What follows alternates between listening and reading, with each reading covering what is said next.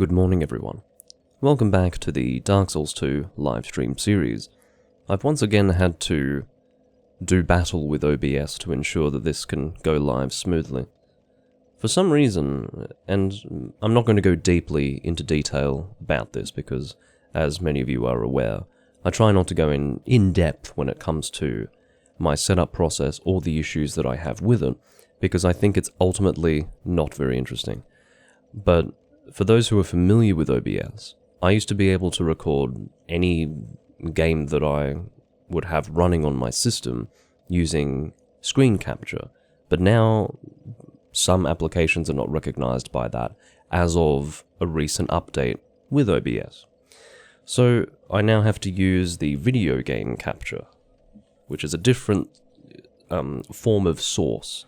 It just means that everything that I have had set up on OBS for the last 4 years, or 5 years in fact, now has to be redone, and it's very frustrating, but I'm actually on the wrong side now that I see that. I try not to be on this side when recording a Souls game, because I do have my interactive buttons on the left side of the screen. I shouldn't call them interactive buttons. I guess the directional keys, whatever you want to call them. I'm sure I used to have a word for it, I don't any longer, because my head is no longer in the Souls series. I don't really play it that often. That is always likely to change. Just hasn't happened yet. It was a long time ago when I used to regularly play Demon Souls. That was probably the last time that I played Souls regularly on camera. Anyway, I genuinely couldn't remember until I logged into my profile here what we were doing last time. But I can now see that I was fighting that chariot thing. I can't remember precisely what it's called, but it relates to chariots, because there's a chariot there, okay? And, there's a horse, there's a chariot that goes around in a circle, and it can be quite frustrating to go up against it. I think I was experiencing considerable failure in the last recording, became frustrated, and then quit. Strangely, it's something that happens very often with that boss for me. It is an entirely optional boss. There are benefits associated with killing it, but it is not technically required to complete the game. But I find it to be one of the more frustrating bosses of the game. It's the one that I always have most difficulty with, at least. It reminds me a little bit of the Bed of Chaos from Dark Souls 1 insofar as there's like a gimmick associated with it, and it feels like it should be easier than it is, but for some reason it always leads to failure for me.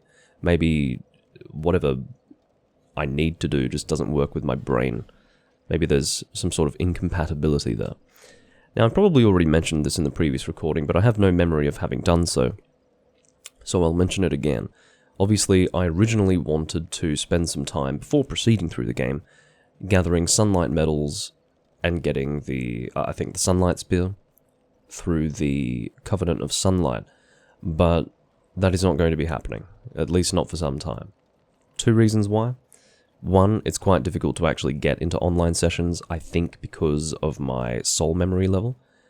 But second of all, I am playing a version of Dark Souls 2 that not many people are playing at the moment. And it is unlikely that people will come back to this version of the game unless there's some weird trend that suddenly emerges that brings everyone to the better version of the game. I think there's this assumption that Scholar of the First Sin is the definitive version. In fact, it's not even an assumption on the part of some people. Some people are actually saying explicitly that the definitive version is Scholar of the First Sin, as if it's somehow improved. It's really not. For me, having played the majority of my Dark Souls 2 PC... Let me rephrase that sentence, that was absurd. The majority of my time spent playing Dark Souls 2 on the PC has been in Scholar of the First Sin. So going from that version to this version, I can tell you, categorically, that there is no in-game improvement made that's really all that substantial or even noticeable in Scholar of the First Sin versus the original version. All you've got in Scholar of the First Sin is that randomizer that is put into effect, that in my opinion ruins the balance of the game in certain parts. I think it's much better in the original version. Maybe I'm a little bit biased because I played the original version first, and so that is still the most comfortable, way that the game can be played. So, for instance, the position of all the enemies, the locations of everything, that still is the most comfortable to me, but there was just no reason for Scholar of the First Sin to exist, in my opinion. But people assert that it is the definitive version. I can assure you that the only reason why people assert that is because it is the most recent version, and is probably, technically speaking, the easiest one to get your hands on. Sorry for my my slurring and my vocal missteps. I've only just woken up. I'm sure I'll get the hang of moving my lips as we go through this recording. Now, a question that I pose to myself at this stage is whether or not I even want to bother continuing to... well, actually, let's cap off that previous point that I was making. I am at this stage going to have to jettison my plans to get sunlight medals, which is okay. At the end of the day, foregoing sunlight spear is something that I can accept, especially with the understanding that there's no real way for me to get it at this point. You can... I think we established, and I'm not entirely sure about this, but I'm pretty sure that we've established that you can't get sunlight medals from mob drops in the original Dark Souls 2 version, the one that I'm playing.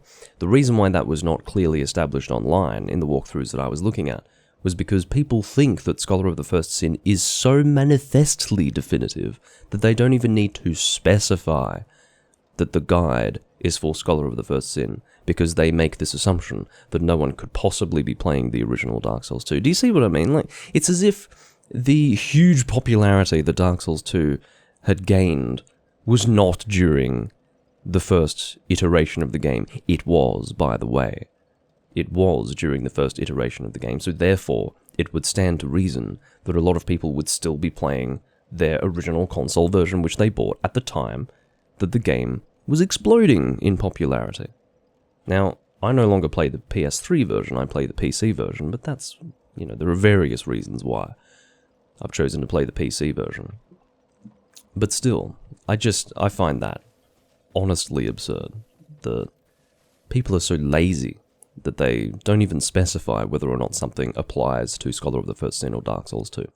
It's almost like it's a continuation of the same ignorance that led people to play Dark Souls 2 with absolutely no consideration for what had changed from Dark Souls 1.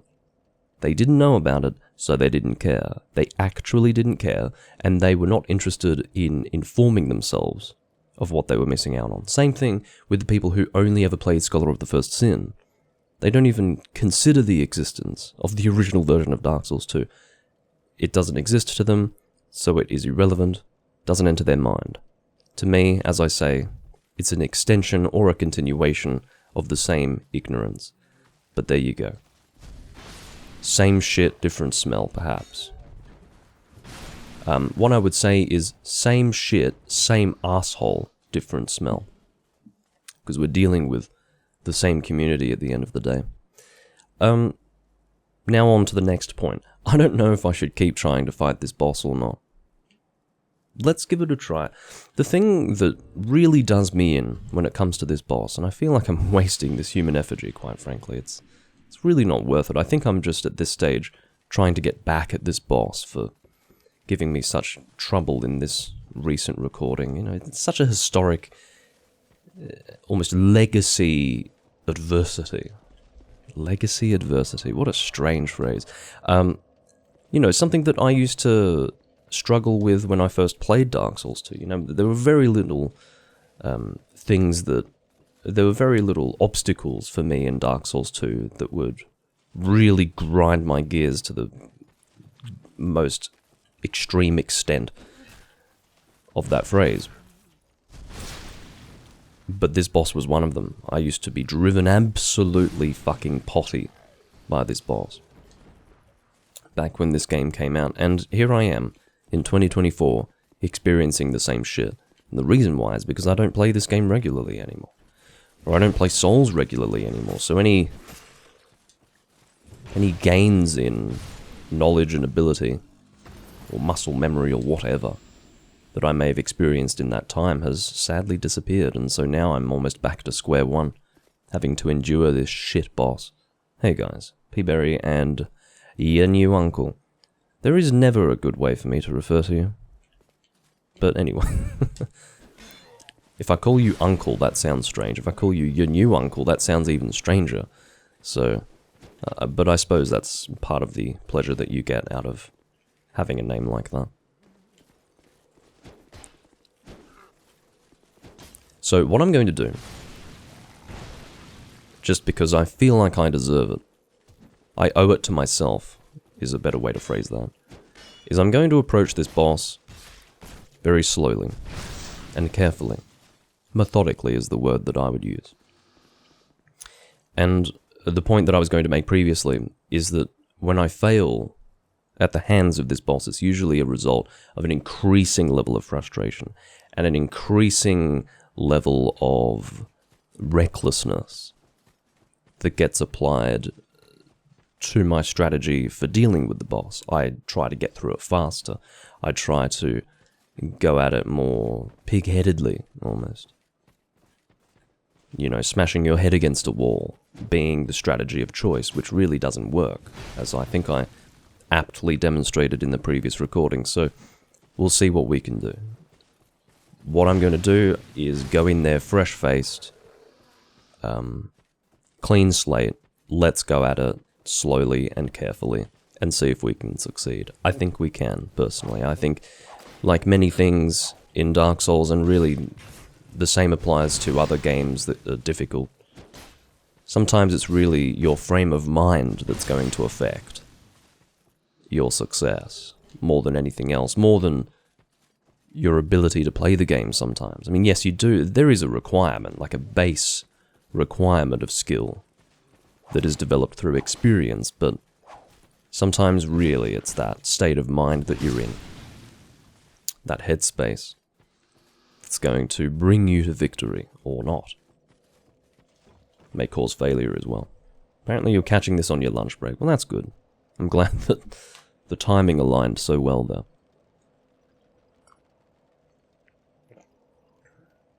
Apparently P-Berry can't watch at the moment, but he's dropping in to say hi either way. Fair enough. Ugh. That's all good. I have a lot of fun playing this game even... Well, let's not get too warm and friendly towards this game. But I do enjoy playing Souls games while just chatting to myself anyway. I always enjoy... I did press the button. Hand on heart, I pressed the button. It's L3, okay? I'm familiar with this. And the L3 button, or perhaps we could say stick, was depressed on my controller. But, you know, you wonder, really. Or perhaps you don't need to wonder. I was saying that sarcastically. You wonder why this game drives me insane. Literally. I can't even... The words, I enjoy this game, cannot even pass my lips. They cannot be formulated in my mouth in full before the game gives me a reason to hate it deeply and passionately. Seriously. Anyway. Missed my backstab opportunity again. I'm sure it's my fault. I'm sure it's not the game. Maybe I'm just too slow to approach it or something. Anyway, once again, we can't allow that failure, and quite frankly, I think that was just a fire seed. I really didn't even need whatever the hell that was. But here I am dying for stupid reasons again. I'm retreating because of this enemy up here with the dark weapon. The dark element usually does a lot of extra damage. I'm sure there would be an element of your resistance, or lack thereof, when it comes to the amount of damage that you take from that enemy, but I've never encountered a scenario where an armor set that I was wearing did not lead to heavy damage from that dark, I guess, element. So, point is, don't get hit by him, if you can avoid it. Yeah, even before I'm within targetable distance, this guy comes down to fight. So I was thinking of using some lightning spears. As I recall, that's what I did in the previous recording. I was getting a bit of deja vu, and then I remembered that I was actually clearing these enemies from a distance with lightning spear, rather than engaging them with my weapon. I would say that that worked pretty effectively, but at this stage I think I need a bit of a warm-up, so this is getting me into the headspace that I mentioned before. Now weirdly, the one that's further away comes down when you enter this area. For reasons that I'm not going to get into, my character did turn away from the enemy, but it didn't result in any repercussions. Gonna go two-handed. Well, I did press triangle to go two-handed. I think you even saw the beginnings of that animation, and yet it seemed as if I attacked before he could complete the animation, which therefore would mean that I somehow cancelled it. What? Well, maybe, you know, the game just didn't recognize my button press entirely, much like the previous death that I had to suffer. I don't know. I think when you say things like, oh, the game didn't register my button press, there's always this assumption that the person is complaining dishonestly or disingenuously. It's like, of course you didn't press, of course you pressed the button, yeah, right. That is probably the impression that the viewer has, but I can assure you that I don't have such low self-respect that I'd pretend that I'd pressed a button when I, in fact, hadn't done. Alright, let's give this boss a try. Again, we'll go at it slowly. I mean, there's also an element of... You have to be quick as well. You can't be extremely docile and laid back when fighting this boss. So here we go. Let's kill this necromancer. So you have to be aggressive. That is important. So these enemies here, I'm going to take care of them now. I'm of course going to let the chariot hit them before I engage them fully. But I think that's what was causing issues before. I was getting ganged up on. Now I think that can still happen when you take the time to kill all skeletons before the next necromancer. But it's probably going to reduce the chances of that. No, I don't want to be killing you. Can I still advance to the next spot? I think I can. Alright, where's the necromancer? Do you see? Where is it? I have to retreat just in case I've gone past one. Oh, come on, hurry up. Oh, that's shit. Look at this. Managed to roll through it. Don't know how. Is it really this long until the next necromancer?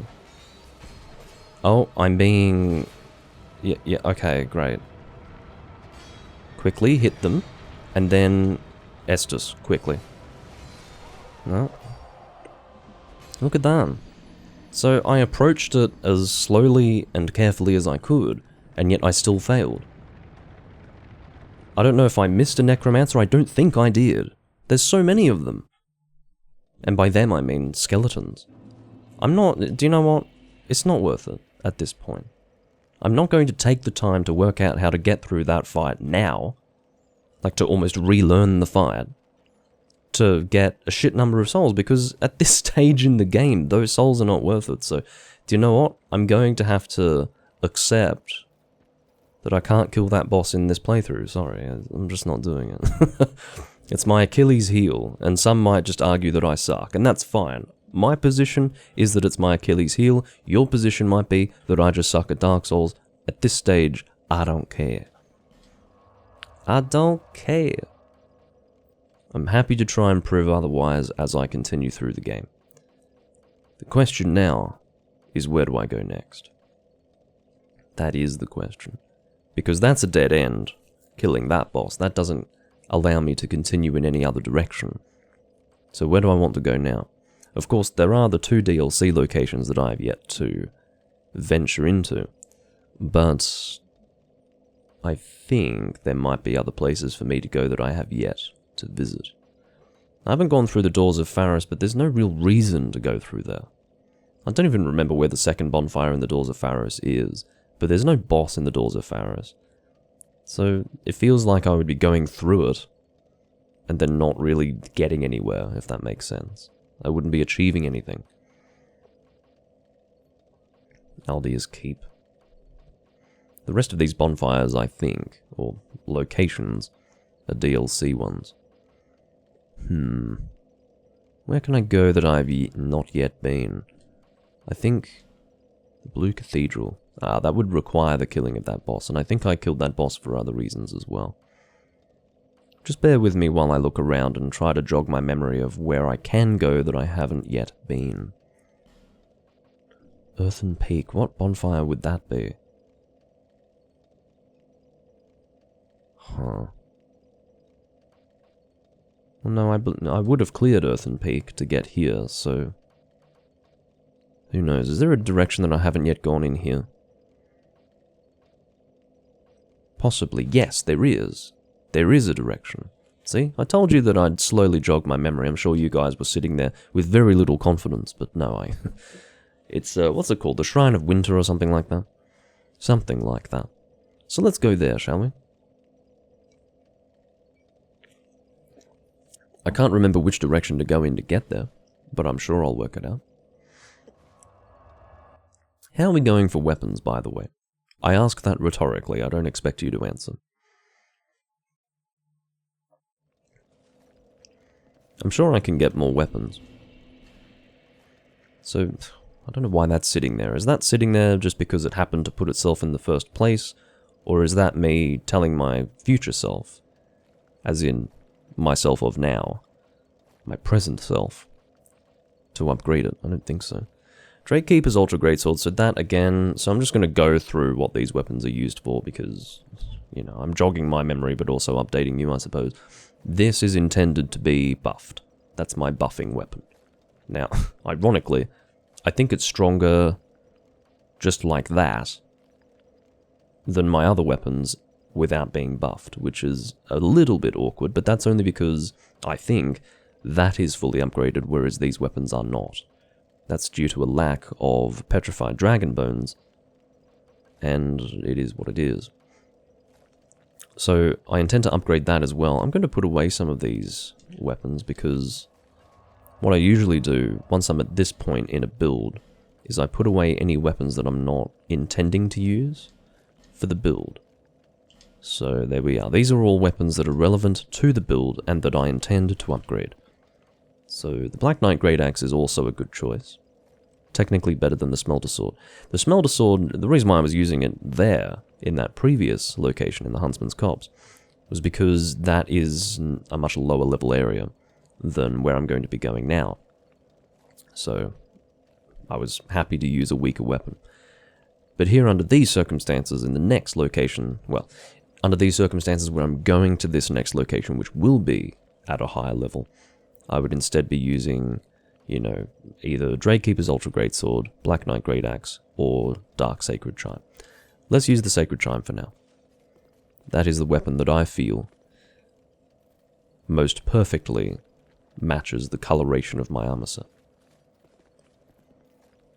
And there is no relation, I should mention, but that sort of brass look. Same coloration. Literally. Alright, so which direction am I going in? Is it straight or is it left? I think it's left. Let me think. Yes, I think the King's Door is straight. So let's go this way. And of course, there is every likelihood that I'm completely wrong. We must always allow for this possibility. I don't like that this guy was flanking me.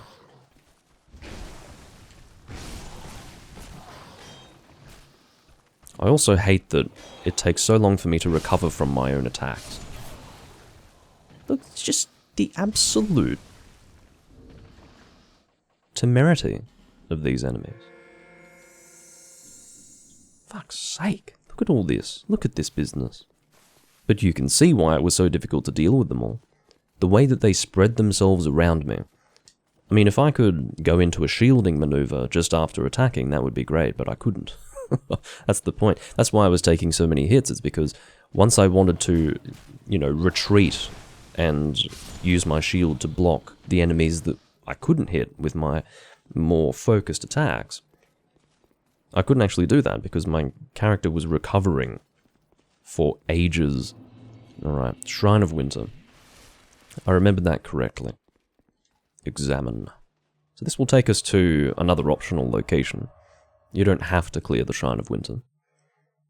As I recall, this is not a DLC location. And I don't really remember the... I guess the unlock conditions. Like, what are the requirements for this? I mean, maybe it is a DLC location, and I just don't remember. I have to remind you all that I originally stopped playing Dark Souls 2 before the DLC actually released. That's how disgusted I was with the game when it came out.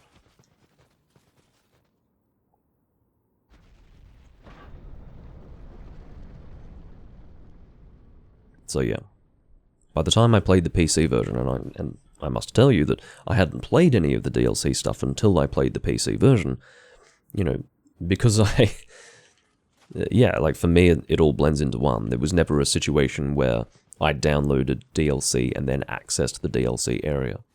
As far as I was concerned, it was just part of the game itself. So there you have it. I am happy to take on this location with my current health. What the fuck? Is this a boss? Just gonna make sure I'm happy with the audio levels. Yep, that's fine.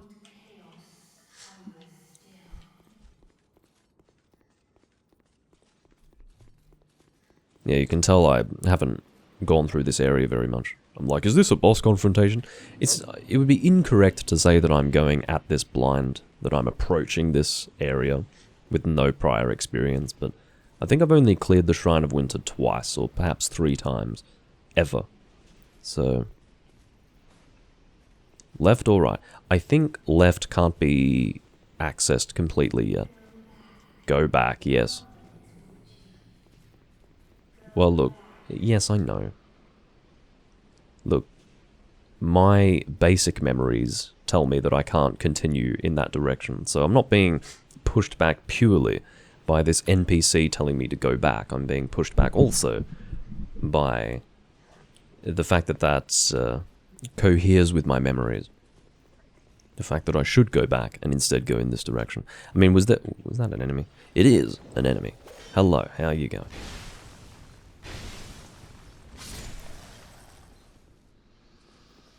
Not a huge number of souls. I was just seeing if I could drop down onto anything straight ahead there. Doesn't look like I can. Makes you wonder if that will one day connect with something, but I don't think it does. Even with the cat ring and whatever stat reduces my falling damage, I wouldn't be able to fall onto that and survive. Not in Dark Souls 2.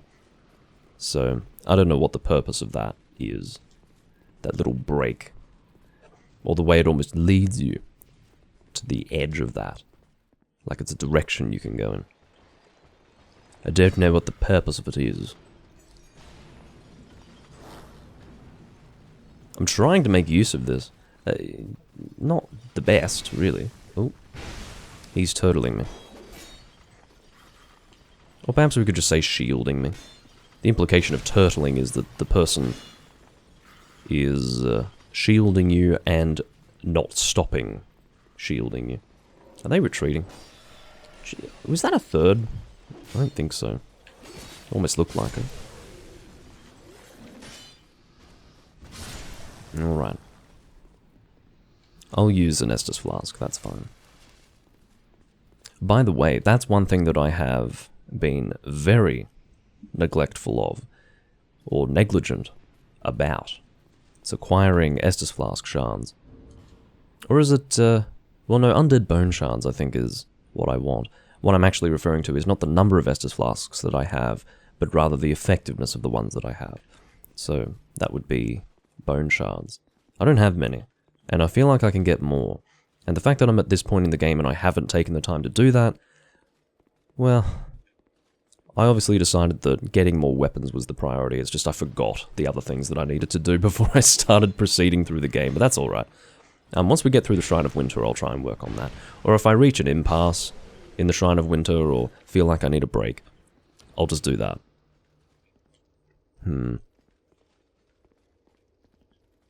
Well, I can see that that's broken, and there's no way for me to make use of that, so... Very quickly, I can narrow things down to this direction. Perhaps I shouldn't have attacked you. I can speak to you, so... Yeah, let's maybe do that. Don't want to kill this NPC that I may be able to talk to. I just feel like this is a very inhospitable location. Well, this is what I mean. I don't know if it's DLC or not. Apparently you haven't gone through this location, Uncle. But, yeah, it may or may not be DLC, I don't know. I would be able to figure it out very quickly, but... Yeah. Okay, it looks like you can't actually communicate with this character, so... If I can't speak to it, I don't trust it. So I'm going to kill it now. I can't imagine anything that's going to break my game. Well, it was only 300 souls. There you go. If that was a mistake, then so be it.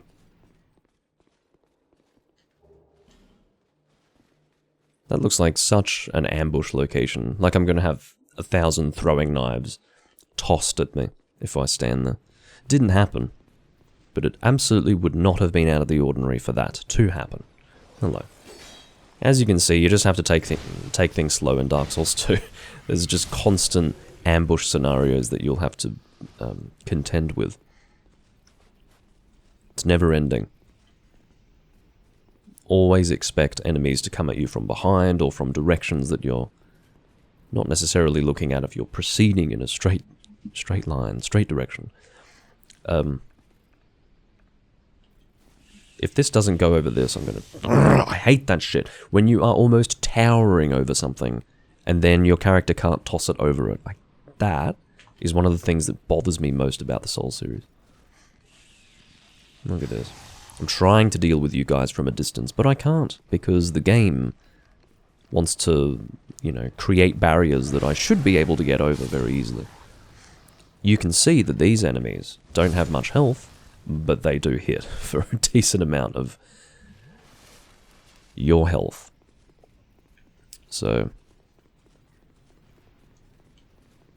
definitely I would recommend taking your time to attack them from a distance to start with, but, like I said, wasn't possible. I stood here, I think. Now, you would think that if I tossed a Great Lightning Spear, it would go over it, but no. That's the Soul series for you. It's just one of those things. I mean, I shouldn't try to suggest that the Soul series is unkind or unfair. Well, it's definitely unkind, but I do think it's usually fair. But that is one of the few examples of where the Soul series just makes me... It boils my blood. I'm just like, what the fuck are you doing? Just let me toss it over that.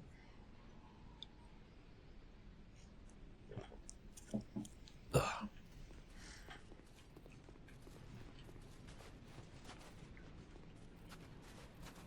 Oh, there is an item here. Always good to be thorough. Although 5 torches was not much of a reward for my diligence.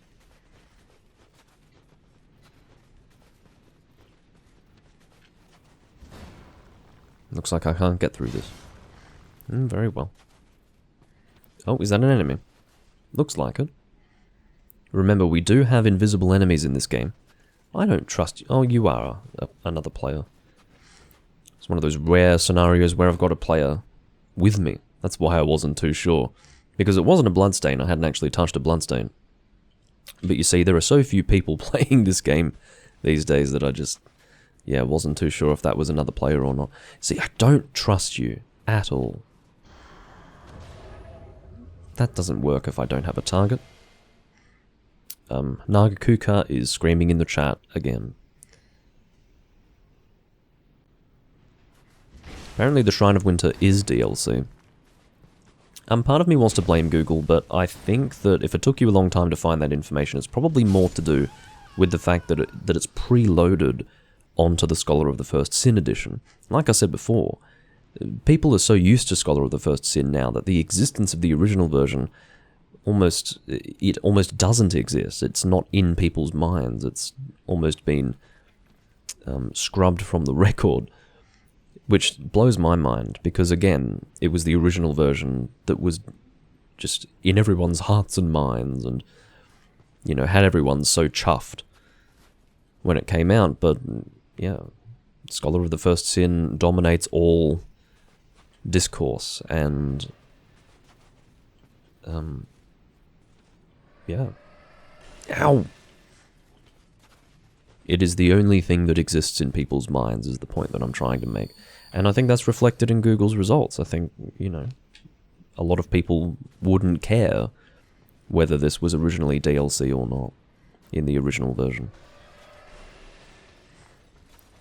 I think it may have been preloaded onto this version for the PC, just not 360 and PS3. Ow. I do have this enemy in the distance attacking me, but I do have both that fountain and this large block of ice to serve as a shield.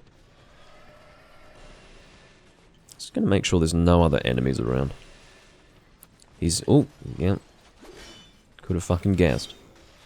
Constant ambushing. Once you adjust to that, the constant ambushing in Dark Souls 2, and it is unique to this game. That's not to suggest that there are no ambushes in the Souls series before or after Dark Souls 2. That's absolutely not the case, and I wouldn't try to suggest that. It's just where my poor mobility comes into play. I thought that I could roll away from that. That was not happening. That's alright. I've got some distance to travel now, don't I? For fuck's sake. All of what you just saw in the Shrine of Winter now has to be done again. Welcome to the Souls series. Ugh. Anyway. I'll change weapons so it's more fun to watch again. But, yeah, this game specifically, distinct from the others, is just a constant cycle of being ambushed. That's it. That's how they approach confrontations, which is fine. I don't think it's that bad. You just have to adjust to it. It's very annoying at first, but it just feels petty. It doesn't seem clever to have constant ambushing like that, but anyway. Yeah, take your fucking time, mate. And then he does a very, very expertly... Why do I bother? Oh, fuck me sideways. There goes all those souls. Bye-bye. Have fun. Not that I need them, to be fair, but...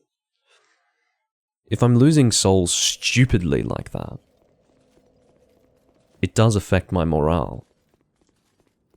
Because I want to be able to make use of the souls that I accumulate while progressing through areas. To clarify why I don't necessarily need the souls, it's because I have Giant Lord farming, right? But it's still important to me. It feels like a natural part of the progression to make use of the souls that you get while going through an area. Oh, fuck off.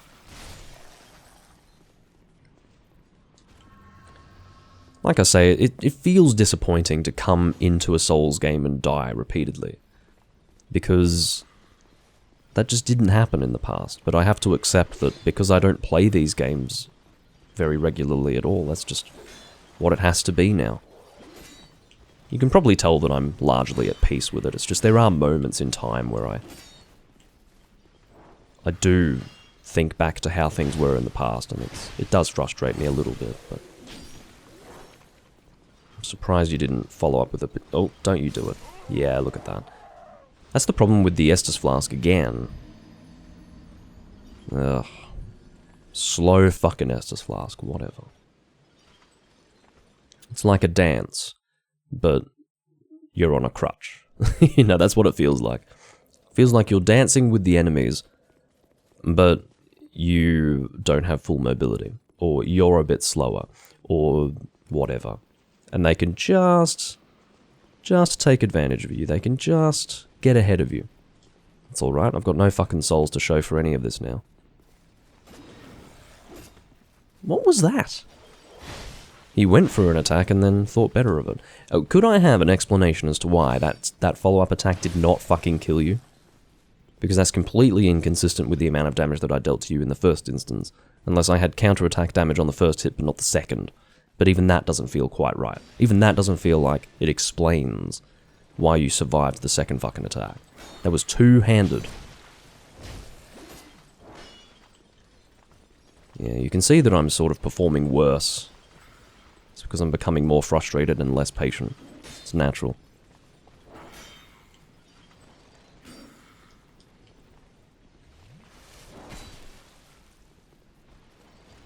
A lot of enemies do have those, like, sort of built into their AI. You will see that they take advantage of opportunities. They will run at you with a thrusting attack. That's very common.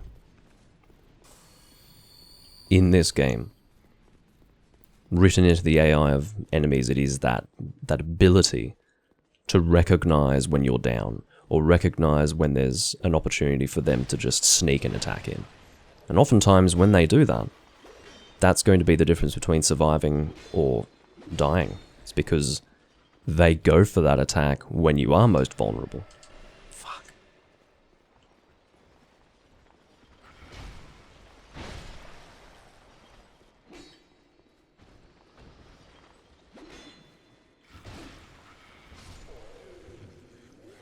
You can see that they just... well, they don't bounce off my shield at any point. My shield does nothing except prevent them from dealing damage to me. It doesn't knock them back at any point. I do not know what those enemies do. I feel they must be enemies. And there must be certain conditions under which they will start attacking me. I just don't know what those conditions are, and I feel like the safest thing to do is to just attack them.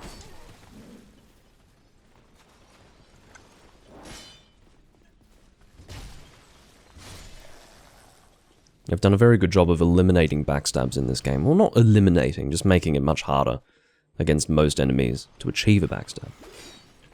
Okay, so I was able to knock back that attack, but it just doesn't happen as frequently as I might like it to.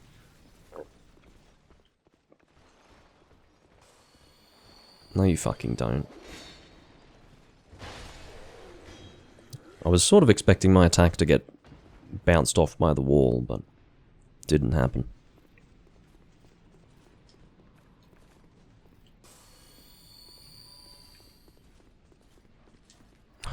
Fucking dogs again.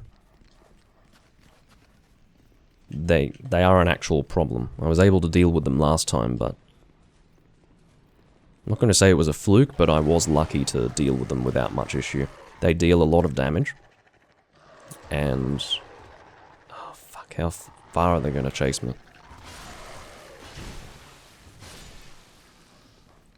Actually... it's not that they deal a lot of damage with single attacks, it's just if they can get several bites off on you, it's going to be a lot of health very quickly. So, there you are. Alright, those pricks are dead.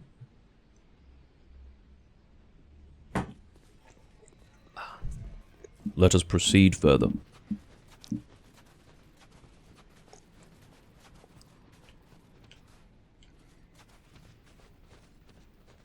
We're just about at the point where we died the first time.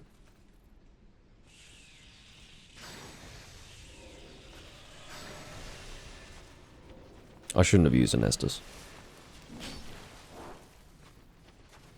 It's just too fucking slow. When you're in combat, you should just use life gems.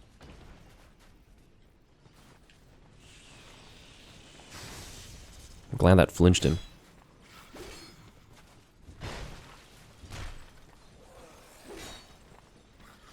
I should be, well, no. I was about to say I should be making use of heal miracles, but there's no real reason to do that. I have so many life gems.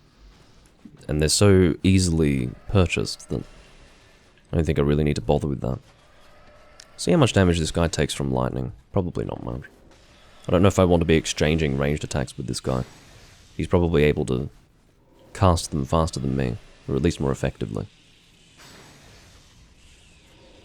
See, I shouldn't have done that. Not a great decision.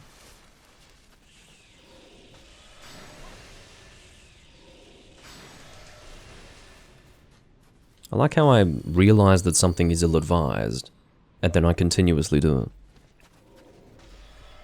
Oh fuck, look who I've pissed off. At least I got the ranged assailant. Clever girl. He just did the Demon Souls Longsword R2 attack, single-handed. Which is one of my favourites, straight sword attacks, actually. Oh, my Black Knight Great Axe is at risk, because weapon durability in this game is fucking pathetic. Back to this weapon. You didn't drop shit. Keeping with my established protocol, you shall die. Goodbye. I don't know if I like that advanced forward attack on the follow-up two-handed swing of this weapon. Feels like I don't have much control over that. Yeah, I knew it. You see what I mean? Constant ambushing. You have to basically crawl forwards anytime you do anything. Again, life gem. Just keeps you moving, keeps you going. I'm happy to deal with you first. I just don't want to suddenly have to deal with both of you at the same time. Hello, Hossein.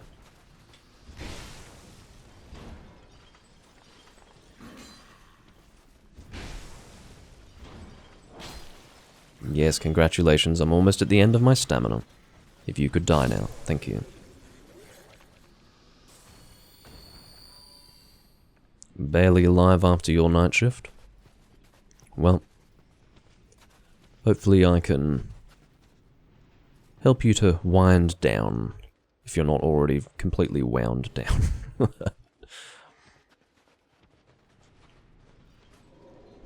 Can I climb? Oh, fuck off. You, as much as I'd like to attack you from a distance, I don't have any more ranged miracles to cast. Alright, so I've got another one of those weird attackable enemies. We could call them neutral characters, perhaps. Neutral for now. Jesus! Like I say, there almost is no confrontation that is not an ambush.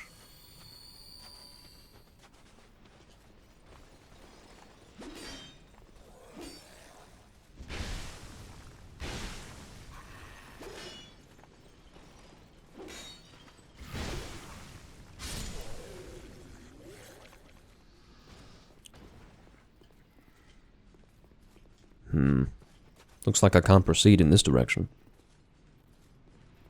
So really all that was an enemy attacking me from a distance to then draw me in to yet another ambush scenario. Because you had... I don't even know where this guy came from, to be honest with you. Maybe I was so distracted by the presence of that enemy that I didn't notice him standing here or something. So that may very well just be my fault, but... yeah, he came at me from behind, so it was definitely intended for that to play out in the way that it did. He was at the pretty much at the perfect point to beat on me, without me even knowing that he was there. But I don't know. There's a lot of white, is what I would say. A lot of white. Do you know what? I'm not actually accumulating many souls as I come through here. So, from 0 souls to this point, killing all of the enemies that I've come across, I've acquired 8,000 souls. So really, I shouldn't be too concerned about losing souls as I go through here. It's almost nothing. What the fuck is going on? I'm sure there's a way to continue. I can't jump far enough to reach that. And there's... you know, there's absolutely no point trying to drop down there. Like, even if I could land safely on that little bit jutting out, there's nowhere to go from there, so... What the fuck? I'm sure there's a way forward, but...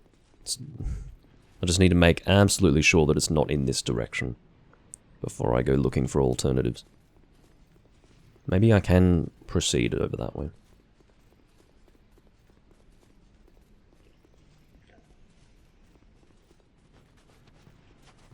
It's a fairly long way to go to get to a dead end, isn't it? So there must be a way to continue. No invisible walls here.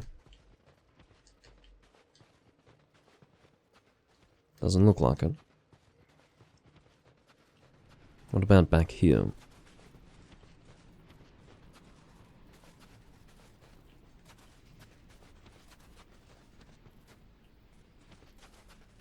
Not seeing anything.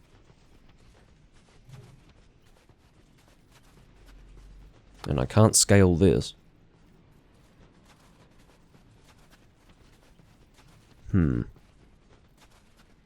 Well, again, there was a junction. Or a juncture, whatever you want to call it.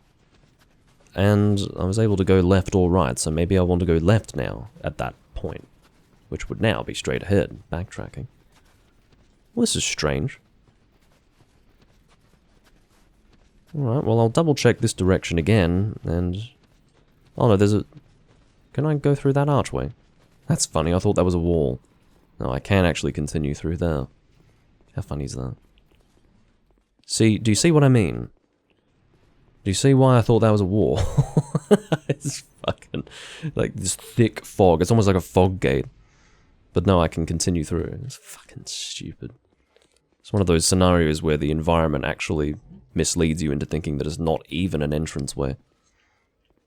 I mean, you'd think the archway would be enough to indicate that that's where I wanted to go, but ultimately that's how I was able to work it out in the end. It still confused me initially. Alright. I'm sure someone's got a firebomb, so I just need to stand back. Once you see all of that wood gathered in one place, it's a huge amount of tinder that's just waiting to be ignited. Hello. I don't like how pursuant you two are. I'm gonna try to utilize Darkstorm. See, Darkstorm, I'm in two minds about it. You can see why. It's just... It feels like there is the perfect scenario for it to be very effective, but that scenario almost never arises. More often than not, I'm getting like one hit off on an enemy using it, and at the end of the day, I'm standing still for ages while it gets casted. So, or while it casts. So, why?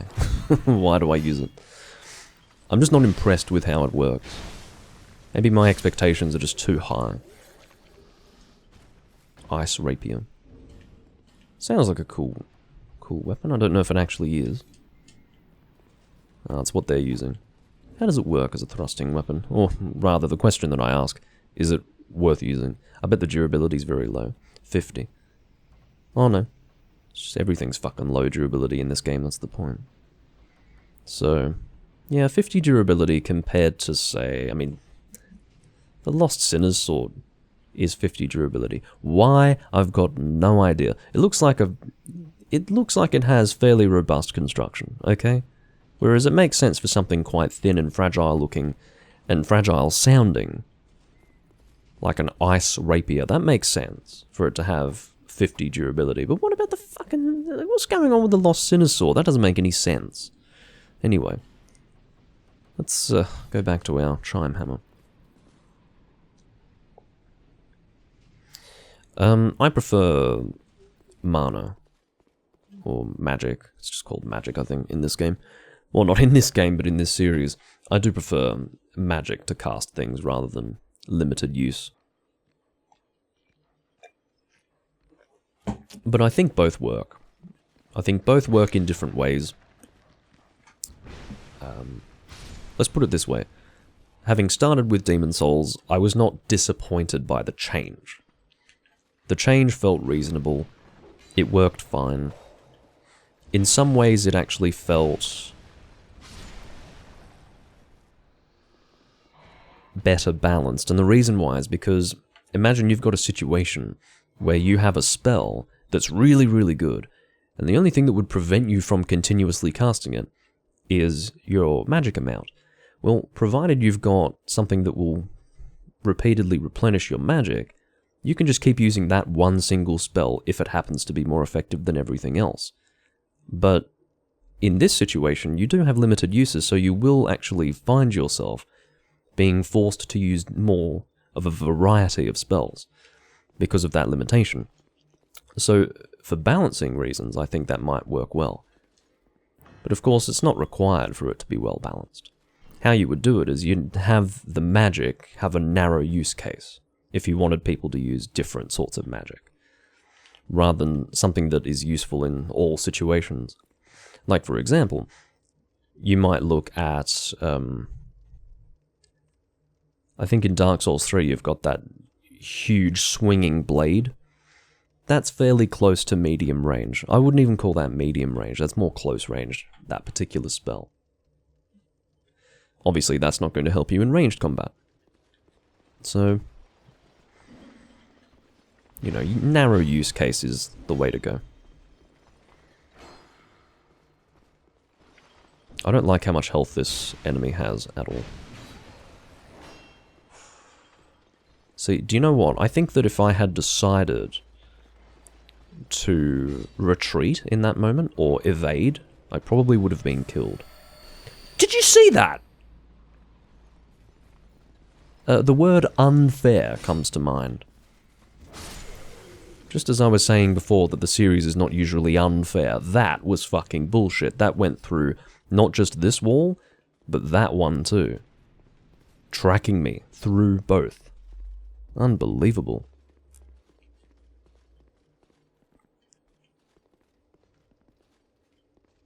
To put it mildly, that's some bullshit.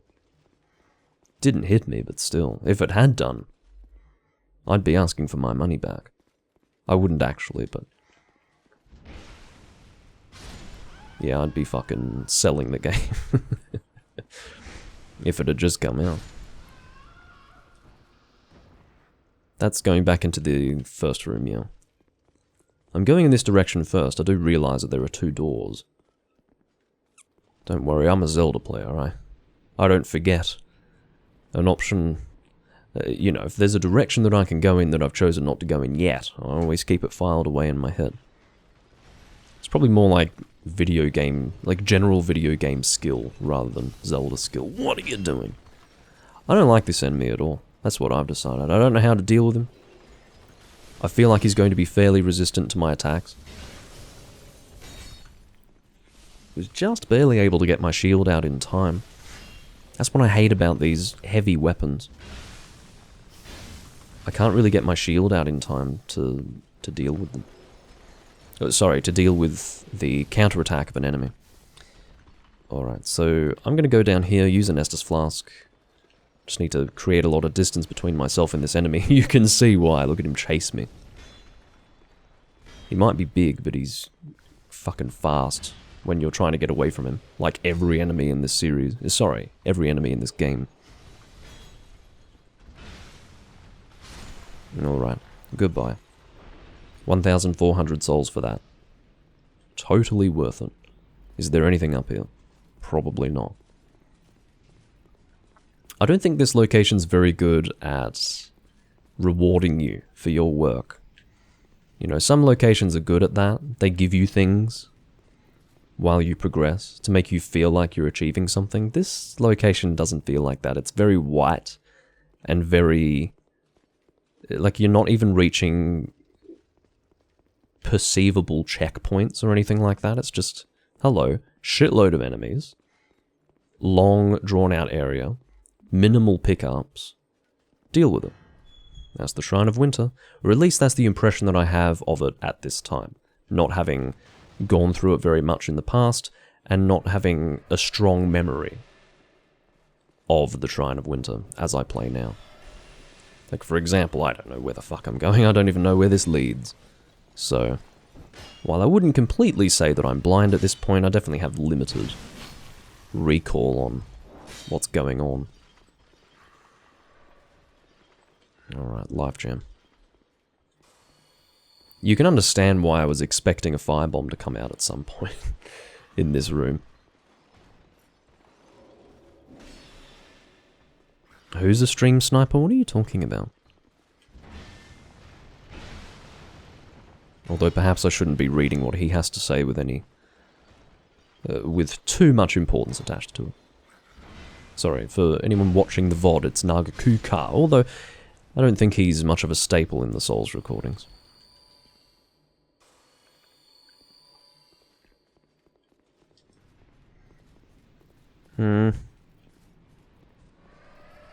Yeah, I had a feeling there'd be another one. We've got more of those strange enemies. There's quite a few in this area. What the fuck are they and what are they doing? All I can tell you is that I don't trust them. Not a jot.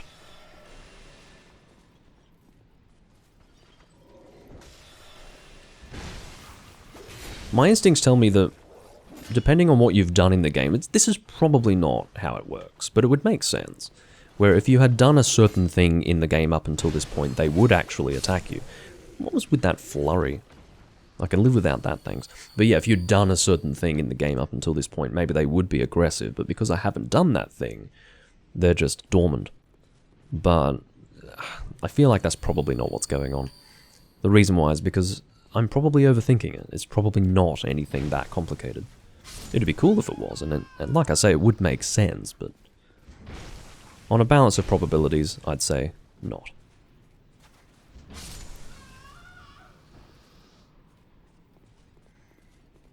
Nagakuka has revealed that he wears glasses. I don't know, just a general thing. But yeah, I don't like how foggy it is here. It's not actual fog, I do realise that. But it's like a misty effect being caused by this blizzard. And yeah, it's actually unpleasant on the eyes. I'd say fatiguing. It's visual, it causes visual fatigue. Hello. Why are you here? You're a very weak enemy to be randomly placed here. Once again, as I say, I don't trust any fucking timber, wood. Particularly if it's all gathered in one place. I don't know if I want to go this way or the other way, but again, I'll just have to keep that other direction in mind. This feels like the direction I'm supposed to go in, whereas the other one might be the optional direction. And do you know what? Oh, is this where I was before? It is. Let's definitely not go that way. Fuck that. I'd have to go all the way around again. Unless there is something there and I just missed it. Oh. Aha. There's another tunnel. Yeah, alright, let's continue in this direction for now. Hi. You know what I'd really fucking like? Might be a big ask. I'd like a bonfire. You'd think at this stage, I would have been granted a bonfire. Offered the convenience of a fucking checkpoint. I feel like that's the direction I'm supposed to go in, and this might be like a shortcut or a bonfire. There it is. I fucking knew it. That's why I retreated and went in this direction instead. It's because I had a feeling that there'd be a bonfire or at least a shortcut somewhere close by. Alright, there's a bonfire. Felt like it was about time. There is a person who is a magic caster. I don't know. I hope that I can get back to where I was reasonably quickly. Yeah, I'm not a fan of this whole blizzard effect. I don't like the Shrine of Winter. You see, like, if you look at my character too much, like, if you focus your eyes on my character there, it hurts your eyes. Oh, fuck off. He deals so much damage, this enemy. Not a fan. Is it worth trying to do the ranged attack? Let's try it. It might deal a lot of damage. Oh! I need to be one-handed when I do that. Fuck. You! Just get a life. The reason why I'm not going for it is because the casting time is quite long, so... What is going on? Am I pressing... Oh, I'm pressing the wrong button. Literally just pressing the wrong button like a dolt. Ugh, it is two-handed. I keep pressing the wrong buttons. Excuse me. Having a fucking moment here. It's probably not even worth it. Hilarious, right? I didn't fucking target him fast enough, so it didn't hone in on him. This is some garbage. I think the worst part about this is that after having used so many Estus flasks, there's like no way that I'm going to proceed without resting at the bonfire, and I'm sure those enemies respawn, so here we go. Yeah, I wonder if the mist is related to an attempt to create ambush scenarios. It might be. Are you for real? What kind of fucking attack is that? Unnecessary is what that is. Let's try again. I hate this enemy. He deals too much damage, he has too much fucking defense, and he drops no souls. I hate that shit.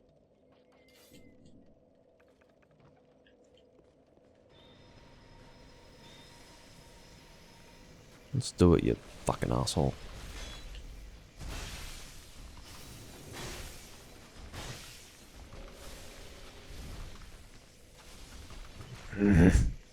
Anything that jumps back like that, I don't have time for it. I just don't have the goddamn time.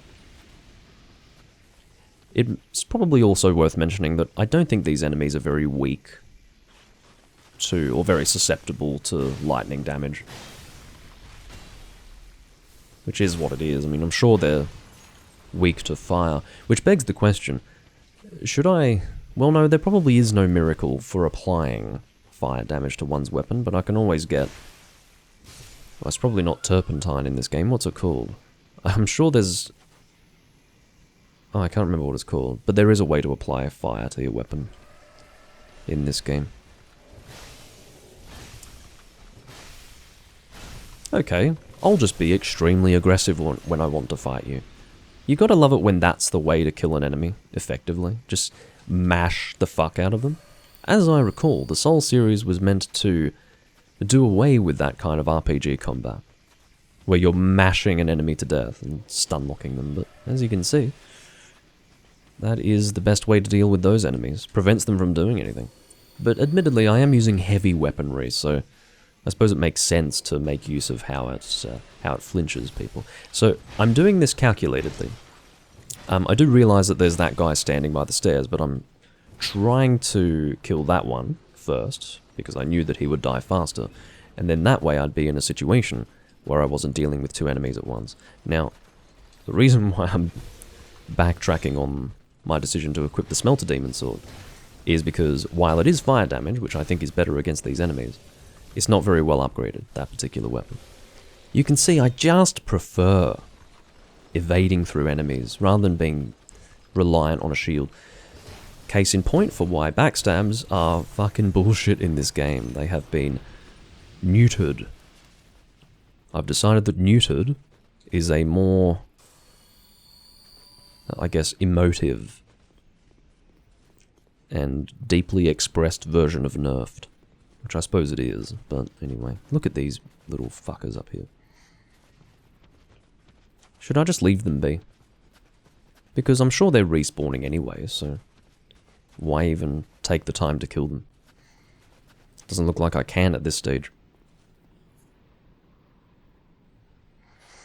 Kingsfield 5. I've played some of the Kingsfield games, but only a very limited amount.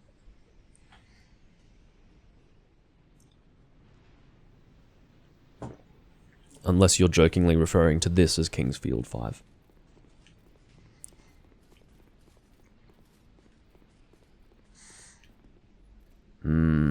That looks like a mini-boss. Hello. You are large and intimidating. Is it just you and me here? I think so. Is it worth trying to use Darkstorm? Am I going to have any success whatsoever? Or am I going to deeply regret it as soon as I cast it? It's not fucking flinching him at all. That's my first observation. My second observation was that I was completely vulnerable in that moment. I'm glad that he didn't beat on me. I guess whatever AI... Wow, he's very weak to fire. Did you see that? That was probably counterattack damage added on, but that was still a decent chunk of his health. I wasn't expecting that. What are you doing? Stop it! Desist from this fucking foolishness. Did you see that? This enemy. Estus flasking. In my presence, and he was going to drink another one. Bastard. Rampart Golem leggings. Well, if you want an ice-themed loadout, yeah. I mean, still anorexic, but there you have it. I don't know if it's worth killing this guy for that full set. I suspect that he's the only one who drops it. Or at least that type of enemy is the only way to get the armor set. I doubt it's a drop. That's what my instincts tell me. I can see the lever there. I don't know if I want to raise it.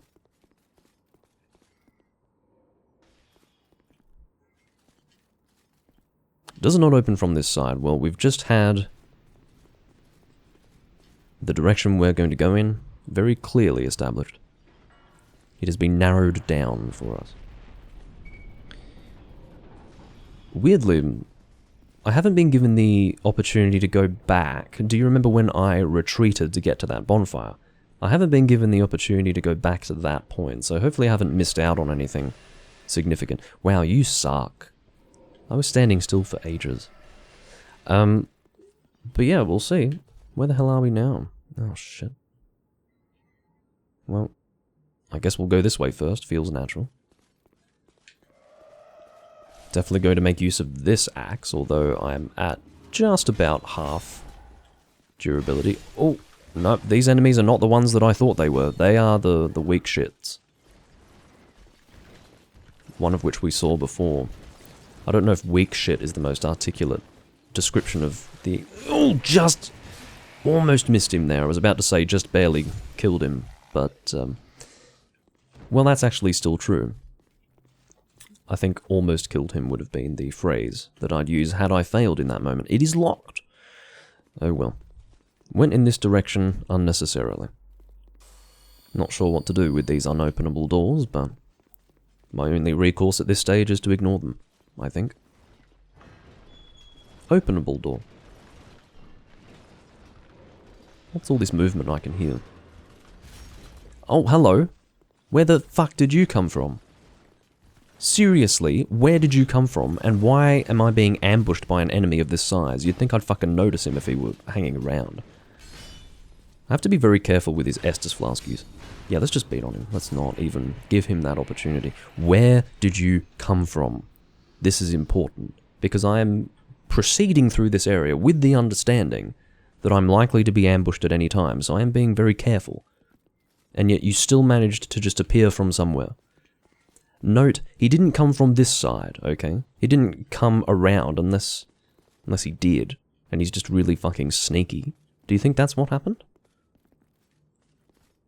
I could understand that, but he was directly behind me. He was standing here, I'm pretty sure. Or he was standing here, which therefore would mean that it's possible that he came from the stairs, but what the fuck? That still felt unnatural.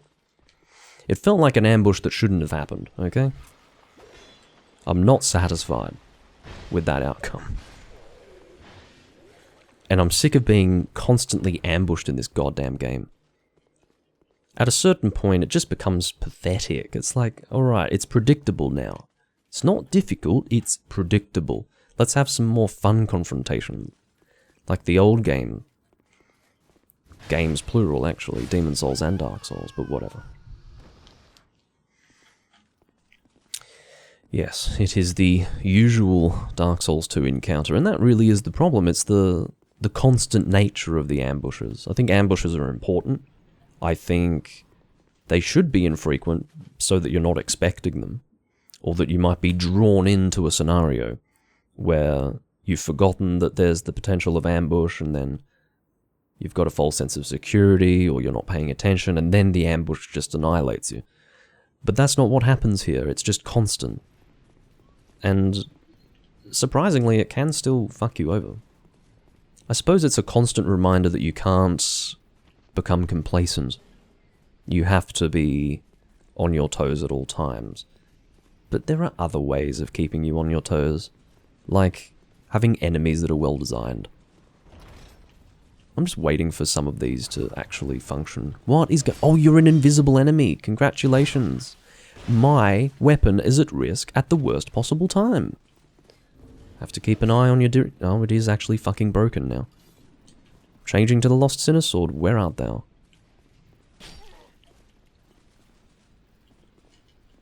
Wherefore do you subsist?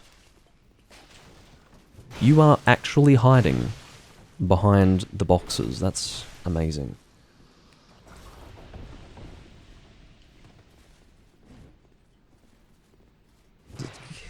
Okay, I can't actually see you right now. This is off-putting. I don't like this area. Like this specific one. Hello, I can see you're a greatsword user who's about to shit on me. Because I can't even see where my opportunities lie. Does that make sense? I can't see when it's safe to run away from him because I can't see him. I can see him a little bit. Depends on the backdrop. Oh, there's nothing more frustrating than having to... Oh, I see. He puts his greatsword away. This might be the original enemy that I've been fighting from the beginning. Okay. Was there one? Or were there many? I don't know at this stage. But invisible enemies can fuck off, especially when I'm having to discern actual players from enemies. That is dumb. That is stupid. I don't have time for that. Because you saw previously, there was an actual, not just there, not this guy here, but previously when I was trying to escape from that invisible enemy, I did actually have a player who was very close to me, which freaked me out. I'm like, oh fuck, he's already here, but no, that was a player. Do you reckon I can cast a pyromancy to melt this? I don't care enough.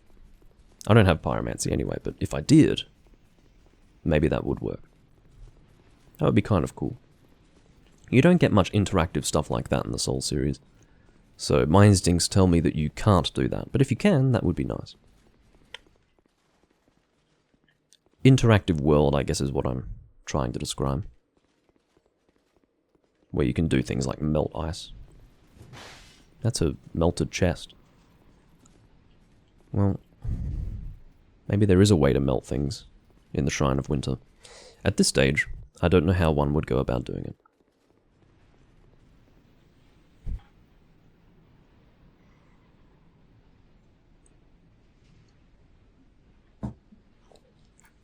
I wonder if I... No, I don't have the stone ring, but even if I did, I mean, as you say... Yeah. You don't get the sort of poise damage with these weapons that you perhaps should. It's all intended to make the... Well, sorry. It's all, part of the difficulty of this game, or the attempted increased difficulty here from the first Dark Souls game. And I don't mind increased difficulty. I would just prefer it to be done in a more clever way. I think that's my biggest criticism of Dark Souls 2. It is the lack of imaginativeness, or the lack of imagination that has gone into making the game more difficult. Oh, God forbid you let me backstab, hey. God forbid. In my opinion, there is nothing wrong with allowing me to backstab. Well, that actually worked, somehow. There's nothing wrong with being able to backstab an enemy that gives you the opportunity, okay? Just design more enemies that don't give you the opportunity. That's the point. So, instead of crafting enemies in a better way, they decide, oh no, let's just make it harder to get off the backstab. Which is okay, but it doesn't feel quite right. The way that they've made it more difficult makes it seem like it's the game's fault more than your fault. I don't know if I've communicated that effectively, but I think on principle it's not a bad thing to make it harder to backstab, but the way they've done it feels clunky. It feels poorly designed. It feels like the reason why you're not able to backstab is because the game sucks at registering your backstab. Which is just hard after having played Demon Souls and Dark Souls, but whatever.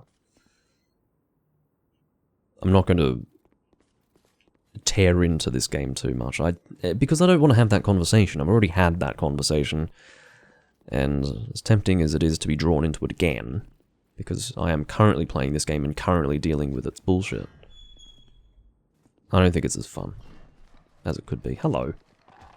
Good day. What's my strong attack?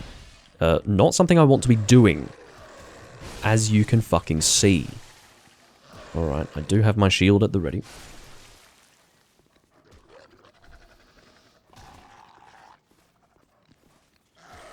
Oh. How did you just attack straight through my shield like that? Must have come at me from the side. Didn't look like it though. Oh really? I haven't really taken much time to parry in this game. I think it's because the animations of the game are so ugly, and so, how I've always described the animations of this game is that they are almost over-animated, or at the very least they're not as responsive. So in Demon Souls and Dark Souls, when you do something on your controller, the animations in those games are quicker to resolve, and they feel, for that reason, more closely tied to what you're doing on the controller. Whereas in this game, when you do something on your controller, it's almost like you're waiting for your character to respond, or to fully complete the animation that you've triggered. And so it creates this sluggishness to the combat. And I think for that reason, I haven't really done parries in this game, because the game feels too sluggish to actually facilitate parries. But what you've said is that they're technically easier to do in this game, or at least from your experience, which may be true. I don't really have a memory of what they're like here. But yeah, that natural sluggishness that I experience with the game's combat has actually tempted me away from things like parrying, which to me is the epitome of quick, responsive combat, which I just don't see here. I don't feel it. And that was my immediate displeasure that I experienced when going from Demon Souls and Dark Souls to this game when it came out. It was feeling that sluggishness, feeling like what I'm doing on the controller is not being immediately reflected in the game. We're not talking about a huge difference here. It would be, you know, fractions of a second difference in terms of how quick it takes, or how long it takes for animations to resolve. But it does make a difference. Oh, I think we've got invisible enemies. I don't think those were players. Where are you? It was just the way they were moving. They didn't look like players to me. Oh, no, that is a player. Fuck. I'm sure that's entirely intended. Oh, I can't go back now. Okay. I hate shit like that. I felt like there was another direction for me to go in, so that's particularly frustrating.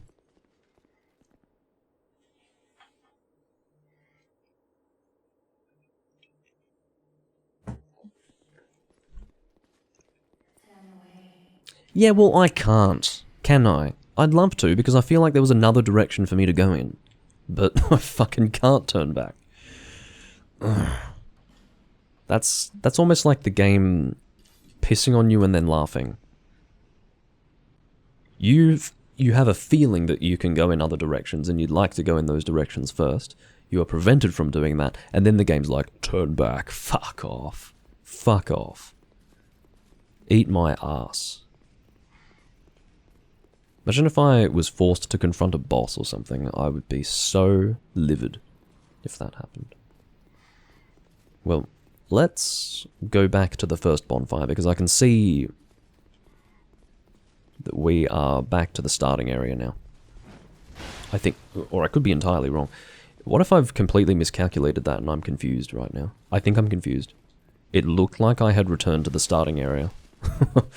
I don't know what I just got hit by. I was sort of quickly going towards where I thought a bonfire was, but I'm wrong. I'm misplaced. I think... well, I don't even know where the starting area is now. It might be up there. Let's open this door. It does not open from this side. Is that an invisible enemy, or just an enemy from really far away? I can't tell because of this stupid white effect on the screen. What is this? Pick up item. Eye of the Priestess. I'm sure I can read the description of the item and work out what it does and what it is. But for now, I think I might be dealing with an invisible enemy. I'm not sure yet.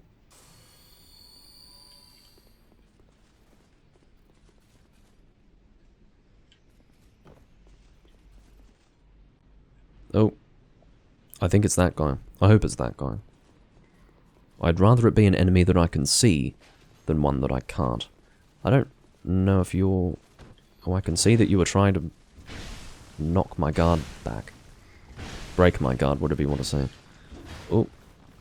He's got an interesting weapon. What is that? I mean, it's a halberd, but it looks like a hammer.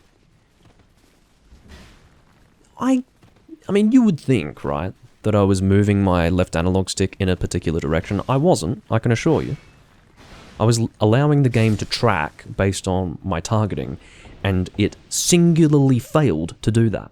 That's something that has been pissing me off with heavy weapons from the beginning. It is the fact that what I'm doing with my left analog stick still matters when I'm targeting. So what's the solution? You let go of the fucking analog stick and let the game guide you. But what about when that fails? What about when you target that enemy and your character still can't fucking track onto it? What do you want from me? You know what I mean? It's the height of fucking frustration. That's what you experience when, you know, you're fighting the controls of the game because of how poorly designed it is.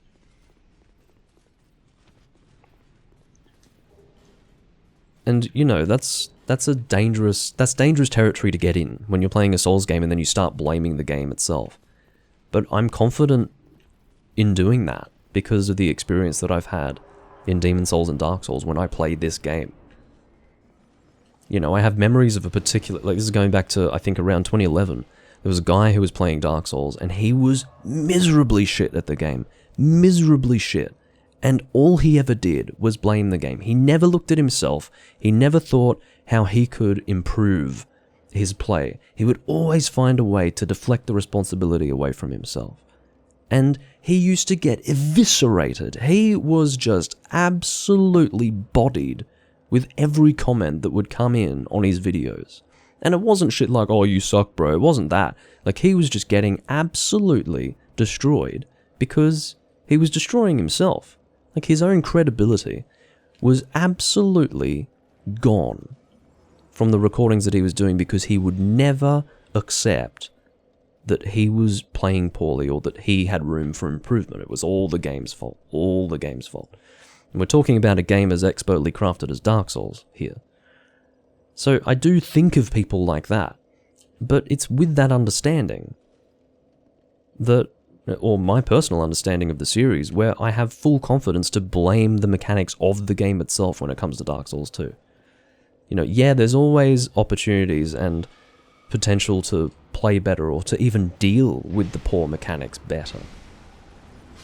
But for God's sake, when you've got two amazing games to compare this to, it becomes starkly clear, abundantly obvious,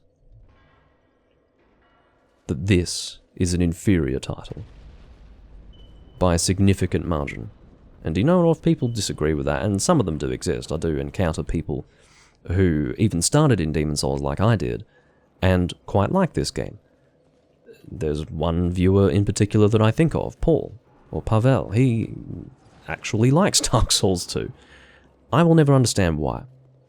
And I feel like I've done a good job of articulating why I don't understand that throughout this recording series, but because, you know, by voicing my discontent, my dissatisfaction with various aspects of the game. But you know what? Some of us interpret games differently. Some of us deal with difficulties and adversity differently. And maybe if we are able to deal with poor mechanics very well, you don't even see it as a downside that the game's designed in a certain way. That's how I would make logical sense of a person not taking issue with the things that I've raised, even in this video. But anyway. Hello, room. I don't like that area. Do you know why?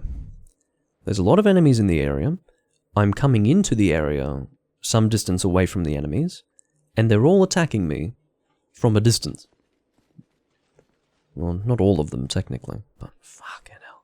Alright, here's my strategy. I'm going to pull the enemies towards me that don't have ranged capabilities, deal with them first, and then we should be fine.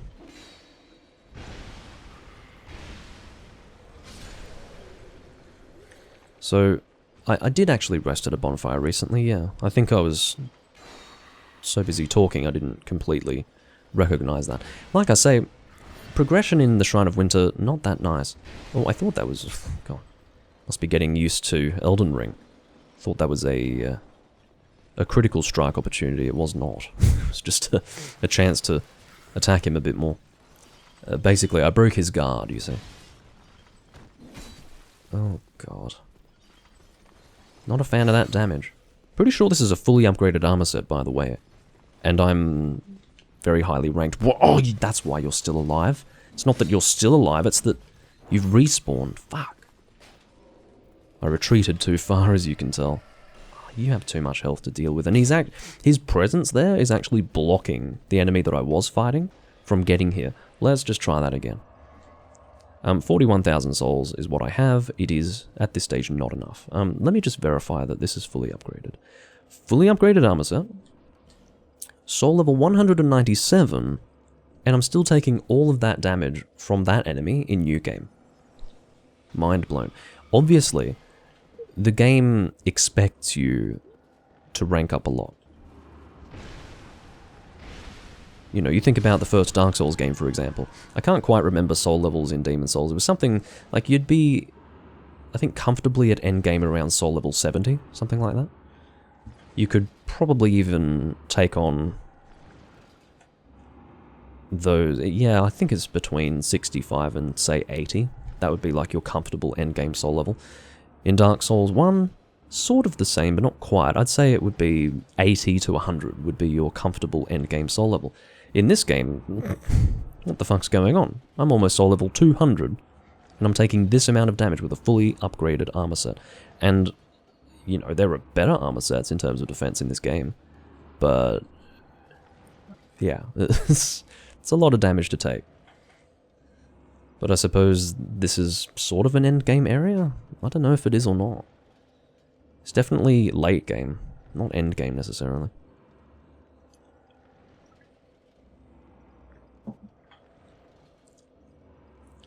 Well, that's interesting. Greninja Frog reckons that despite all of the issues of Dark Souls 2, it's still more enjoyable to play than Dark Souls 3. I don't agree personally. I don't agree. There are aspects of Dark Souls 3 that I really appreciate. For the most part, it relates to the things that they brought back from Demon Souls. There might be a certain satisfaction that's missing in Dark Souls 3 that Demon Souls had and that Dark Souls 1 had. I can accept that. But I think my warm feelings towards Dark Souls 3 are precisely because of how bad this game was. You know, if it had gone from... You know, if Dark Souls 3, if that game were Dark Souls 2, I would feel very differently about it. If Dark Souls 2 did not exist, if I did not have the benefit of comparing Dark Souls 2 to Dark Souls 3, I'm sure I would think much less of Dark Souls 3, but I don't. What I see that game as is like a recovery. It's like a return to form almost. It obviously is still lacking in that beauty, that craftsmanship of Demon Souls and Dark Souls, but it's not a fucking train wreck like this game. In terms of game design, it felt like they took everything that was good about Dark Souls 2, created a new game, and then also brought aspects of Demon Souls into it. And you have to understand that, you know, this was back when no one was talking about Demon Souls. I'd say a majority of Souls players wouldn't know Demon Souls from their own asshole. They just had no clue. I say that aggressively and with unkind language, because I always feel less about people who refuse to educate themselves about the history of a series, because it's important to do that, but the Souls players never did that. They didn't do it with Dark Souls 1 when this game came out, and they suffered for it. You know, they were getting excited about the Souls formula during its most clumsy implementation of said formula. They're like, oh wow, this game's amazing. It's like, well, have you ever played the masterpiece that preceded it? Oh, you never even considered doing that? Even though it's on the same system? It was more acceptable for people to not have played the original Demon's Souls, because that was PS3 exclusive. Anyway, my point is that when Dark Souls 3 came out, for me, as a Demon's Souls player, I could appreciate the fact that they were actually acknowledging Demon's Souls, that From Software were looking back at Demon's Souls to see where to improve the Dark Souls series. That was an exciting thing to me. It was exciting to see that despite the adulation from Souls players, they could see that there was a problem with Dark Souls 2. They could see that there was room for improvement, and that's why I'm very happy with what they did in that game. And when I first played it, I was so impressed by it. I was very impressed by it. But of course, it's not at the level of the first two games. Not at all.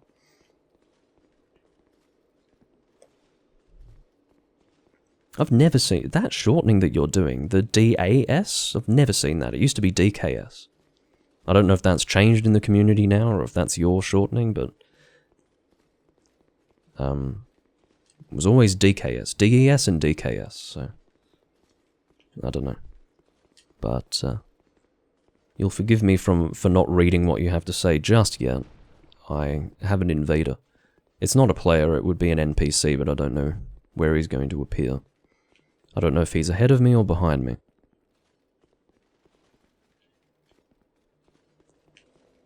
What the fuck was that? Did you see him phasing out of existence and then reappearing? Alright, at this stage, it's probably going to be ahead of me that this NPC invader has appeared. Because, within reason, he's not going to appear behind the last bonfire that I rested at. Surely. So I'll continue on. Yeah, I'll try not to ramble too much about the Soul series while I play this game. It's always tempting. But the problem with doing a live stream and then just discussing my thoughts off the cuff, it's a bit more of a rant than a discussion at that point. You know, all of my thoughts are just coming out in a non-structured way, which would be unhelpful for some people who need more robust explanation in order to either be convinced of my opinion or to better understand my position. So if I'm just giving them phrases of opinion rather than knitting it all together, I think it would be confusing for some people. That has less to do with them and probably more to do with me. You know, if you're already of my school of thought, my inability to knit those thoughts together wouldn't be an issue. So, yeah. Not doing well. I would be very frustrated if I died at this point. I should have retreated sooner. Actually waited for him to get a fucking run-up before I retreated. That was poor decision-making. I'll do a double Estus here and then go back. But yeah, I try not to, at least these days. I think sometimes I can get it right, sometimes I can knit all my thoughts together. But I could see that as I was talking about Demon's Souls and Dark Souls 3, I was getting a bit rambly there. So, do forgive me. I don't really feel like I have a reason to make long-form content about it. I don't know if I have anything of worth to really say that someone else hasn't already said. Not at this point. Maybe if I'd done it several years ago, I would have had something unique to say.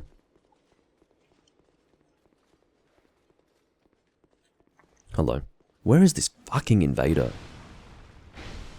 That's the most off-putting scenario. When you know you've got an invader, but you just don't know where they are. And you've been waiting. You've, in fact, sought them out.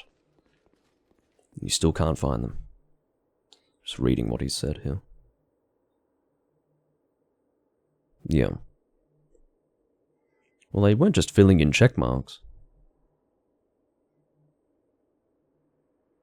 Oh, okay. I see what you mean. So Dark Souls 2 felt like they were trying to reform or improve or change the series. Like there was a vision. Whereas for you, Dark Souls 3 felt more like a box-ticking exercise. It's like, oh yeah, do all this, do all this. I don't actually agree. Like I said, I feel like to me, it was crafted. It wasn't box-ticking because they very deliberately included all of the things that I thought were positive improvements from Dark Souls 2, but then didn't include other things. Maybe you interpret that as box-ticking, but to me, that's very deliberate. That takes actual thought to distinguish between what should be included from Dark Souls 2 and what should not be. So that aspect of it, to me, is indicative of inspiration. It's the integrity to be able to discern what's worth keeping and what's not worth keeping. So, you know, I wouldn't agree with you on that point. There might be some aspects to Dark Souls 3 that are uninspired. Maybe the way your character progresses. Maybe it's the locations. Maybe there's some X factor that's missing that was present in the other games. And the fact that it's not there makes it feel uninspired. But that part, the game design itself, I don't agree, is uninspired. Because I think particularly in a situation, I'll take you back to what I said before, you have to look at the landscape of the fans and the opinions that they held. At the time Dark Souls 3 came out, Dark Souls 2 was not held in low regard. It was considered to be this amazing video game. It wasn't until Dark Souls 3 came out that it became more fashionable to shit on Dark Souls 2. You know, all those people suddenly shitting on Dark Souls 2 when Dark Souls 3 came out, or sometime after, I have very low respect for those people. Bandwagon opinion, etc. You know, lots of phrases and words that I can attribute or ascribe to that school of thought, where you go from basically wetting yourself over Dark Souls 2 to saying, oh, trash Souls game, ha ha. Good for you. Some people need a video on YouTube to establish their opinions on something. Good for them. But the point that I'm making is that From Software didn't look at what the community was saying. They took an introspective look at what they had in front of them and decided, well, what we did before was unsuccessful. It did not meet the standard that is acceptable for us. Or we could say, the vision didn't work. This isn't what we want. Now, I don't know if that's because of a change of people working on the project. That's possible. I don't know. But for me, when a series goes in a direction like it did with Dark Souls 2, usually, if the fans are happy with it, the developers won't change it because there's no reason to. But that didn't happen with the Souls series. With Monster Hunter, it very much happened that way. And so I look very fondly upon Dark Souls 3 for that reason. It was almost the outlier. It's something that doesn't often happen with a series. Because usually they'll just follow the positive sentiment of the fans, rather than come to their own decision as to what's good or what's bad.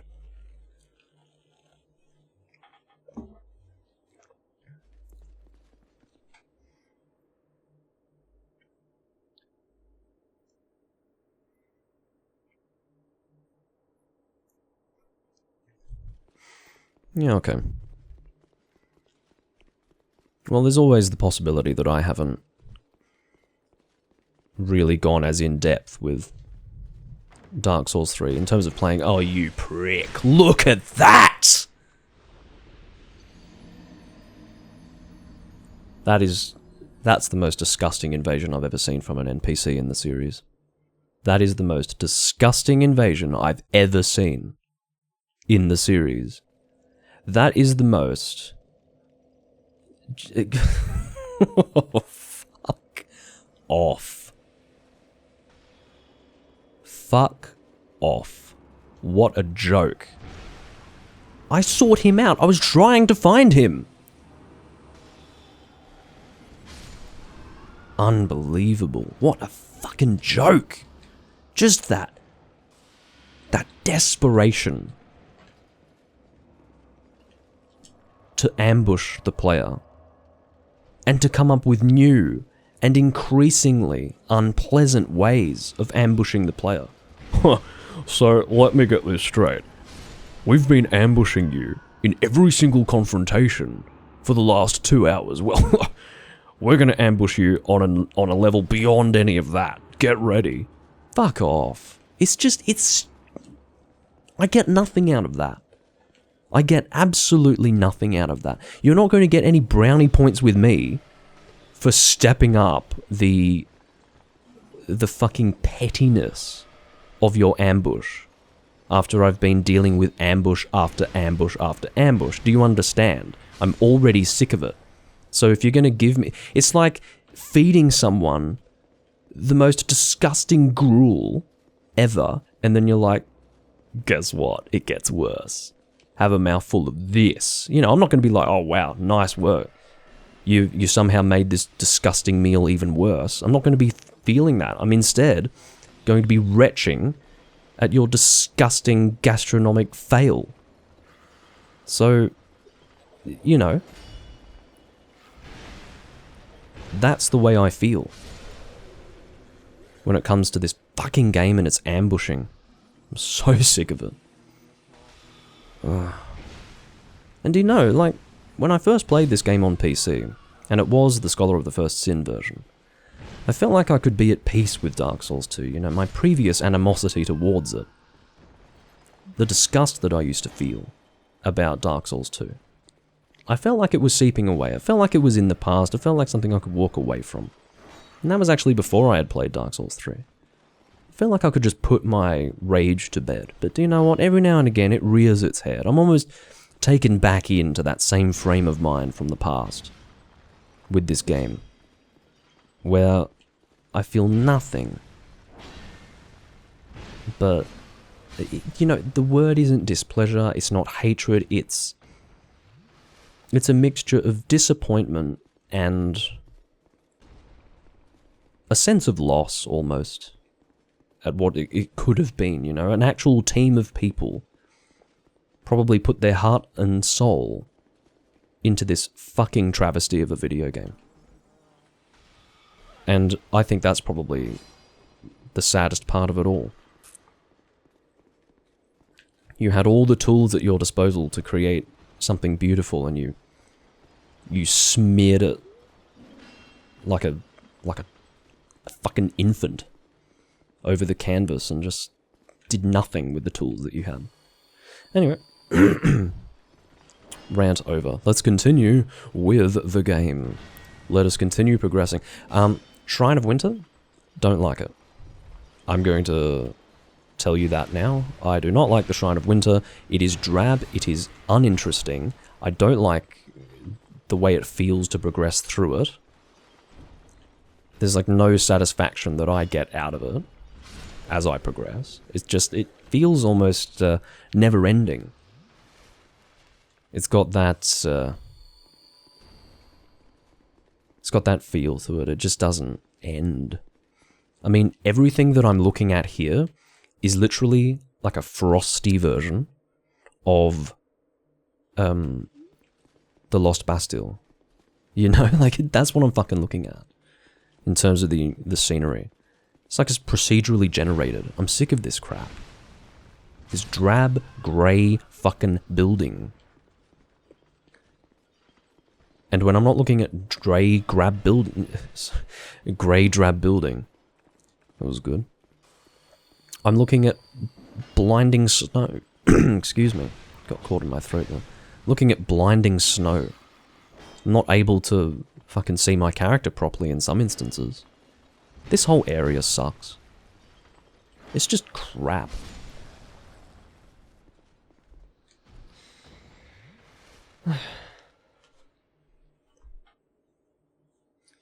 Yeah, well. Yeah, that's... It's definitely easy for me to say this is the worst DLC in the game. I think this is one of the worst locations in the game. I think this is... Yeah, I actually can't, off the top of my head, think of a worse location. Where are you, you fucker? Do you see what I mean? Oh, he's probably disguised as... He's disguised as a fucking barrel. Okay.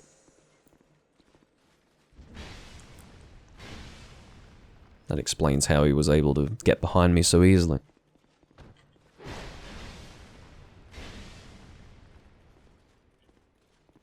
Come on, you prick. Do you see what I mean? Like, oh, clever, he's disguised as a barrel.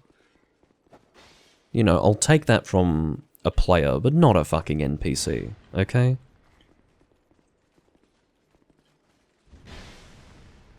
If you don't know about it, I mean, unless, of course, you avoid the... Oh, I suppose if you avoid the chest entirely, you might be able to work it out, but still, fuck off.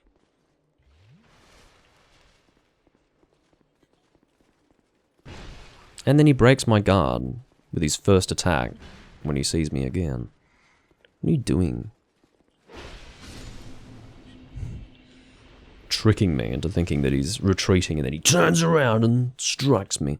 I'd say that NPC invasion was intended to be the closest to an actual player invasion as possible. Which I sort of understand, but...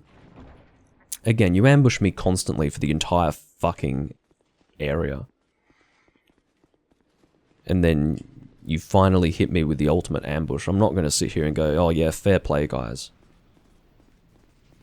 You're not going to get any, oh yeah, fair play from me when you're doing that shit. Alright, so now that I've got this item, and I never did check to see what it was. Is it an actual key or is it something else? Eye of the Princess.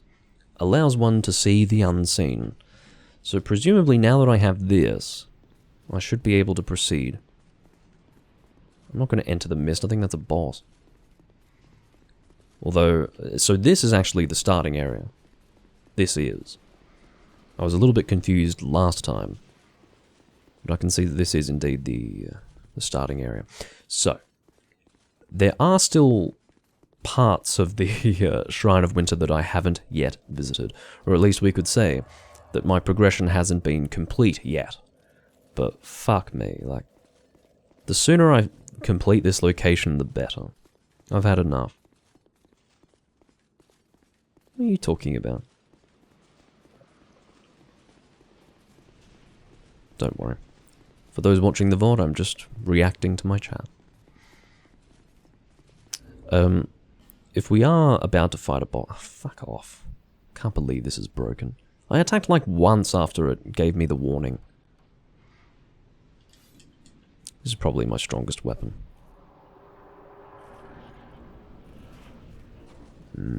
This looks like a boss room, doesn't it?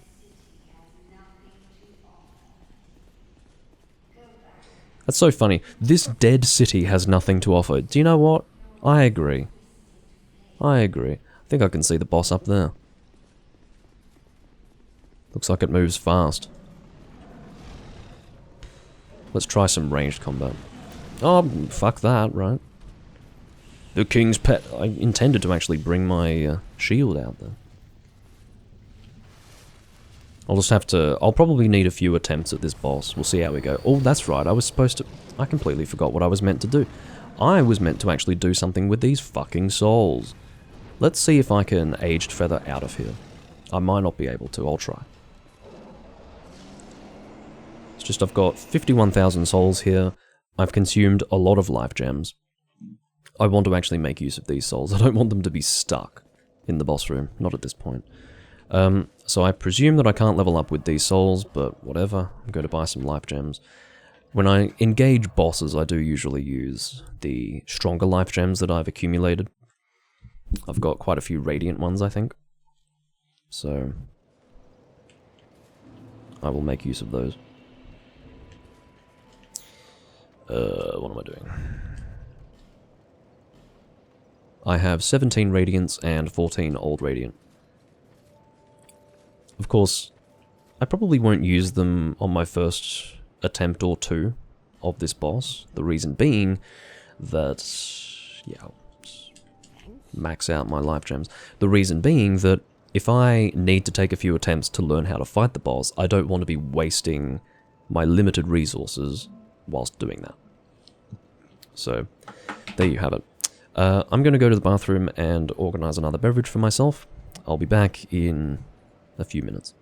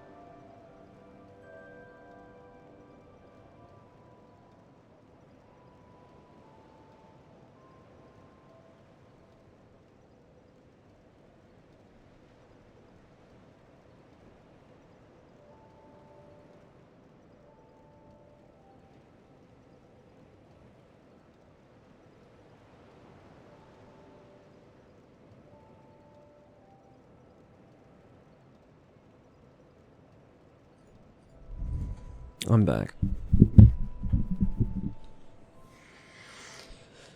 So yeah, I don't know how many attempts this boss is going to take. I don't know. I don't have a huge amount of confidence, and part of the reason why is that when I'm fighting a boss, I feel like almost invariably I need good mobility. Because a boss can do almost anything to you. But if you learn when to evade through their attacks, it can't touch you.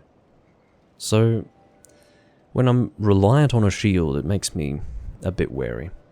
If it feels necessary, if I reach the point where I feel like I can't rely on a shield, then perhaps I should check to see if I can upgrade this one as well. I don't remember if it's fully upgraded. It may be necessary for me to change my strategy completely. You have probably noticed that I've done that in previous bosses. I don't have specific memories of which bosses I've had to do it for. But you know, bosses where I don't rely on the shield, I have to roll. Sometimes that means that I have to take armor pieces off to be able to fast roll. Hopefully with most of these weapons, I would just need to take off my shield and then that would be enough. But even then, it's worth saying, or worth mentioning, that if I am using slow-moving heavy weapons like these, that also limits my opportunities to roll. Because I'm having to wait for my slow attacks to resolve, and things like that. It is what it is. I've got, this is the first time I've tried this gin. It's called Houndstooth. It's a French London Dry. What? London Dry, but it's from France? Yes. It's a style of gin. One can assume that it originates from London, but that does not preclude the French from giving it a try themselves. I'm actually quite happy with it. When I want a cheap gin, I go for Gordon's gin. It's pretty good. This one is noticeably different. Different botanicals used, obviously. But, yeah, I don't know if it's better or worse. That's what I would say. I'd say they're of equal quality, but your preference in terms of flavor is likely to vary.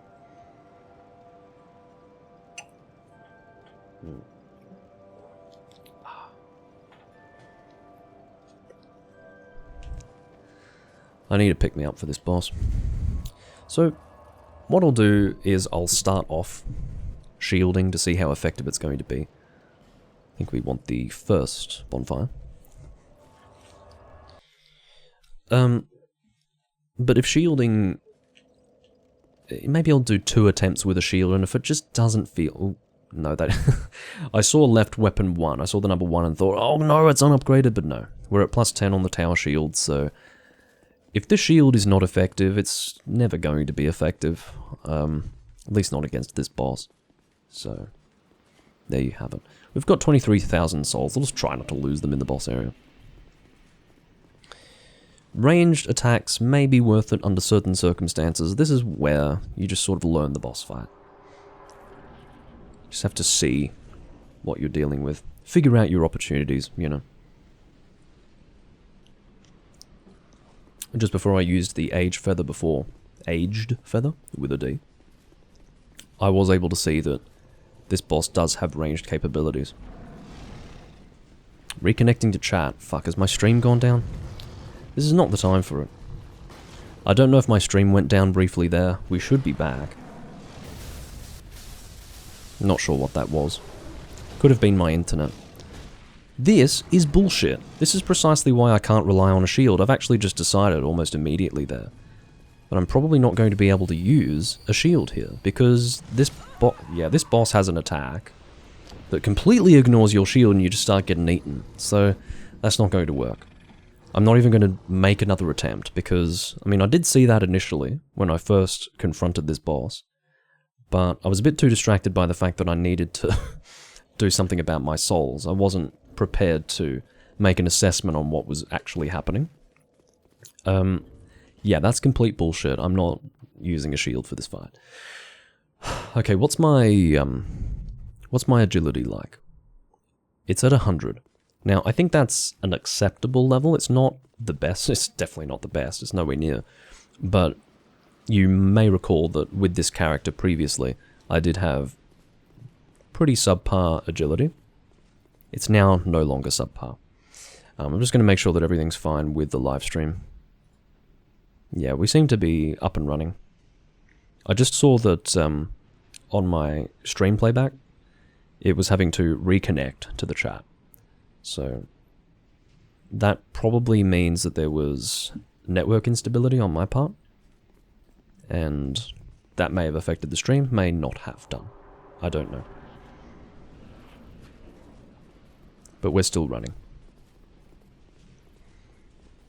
May as well get these souls, and we'll see how we go.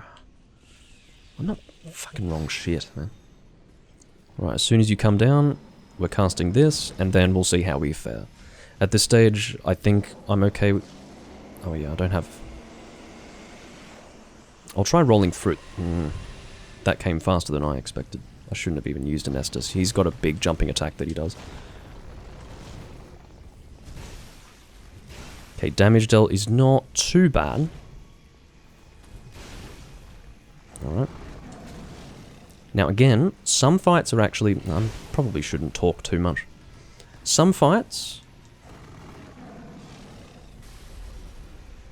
are actually better to do without targeting. I'm going to try not targeting. I usually get more success out of that. You can see I can just get out of the way of the bullshit. huge damage, but do you know what? Fairly easy to avoid the attacks, from what I can see. Double Estus, quick. Probably shouldn't have stayed standing in front of the enemy, but you can see I almost got to about half health on the monster, or the enemy. We should be okay. I think we'll get this done. Just a few more attempts, and I suspect that not targeting will be the best way to proceed.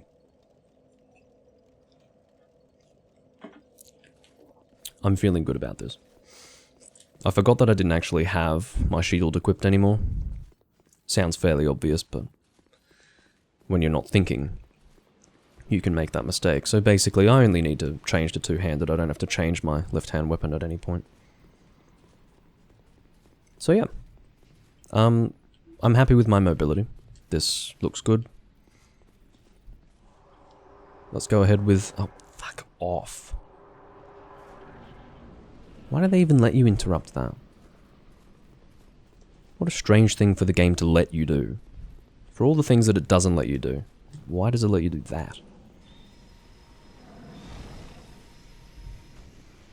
Alright, I'll stay quiet. I'll let him cast this shit and then...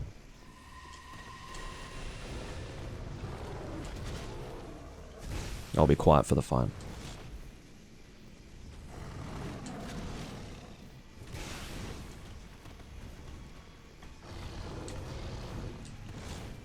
I'm not going to attack.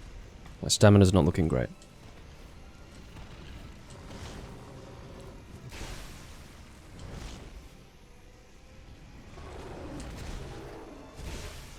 Oh, my souls!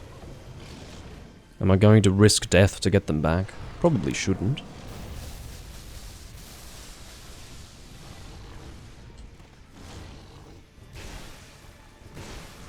See, immediately punished for doing 2 attacks.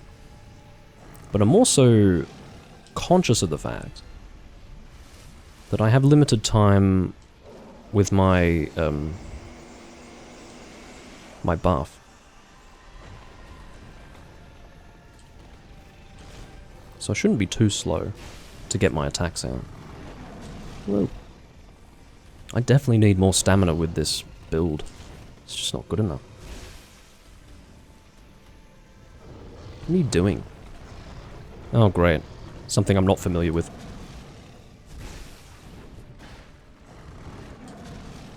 I'm not going for the attack. Stamina's too low.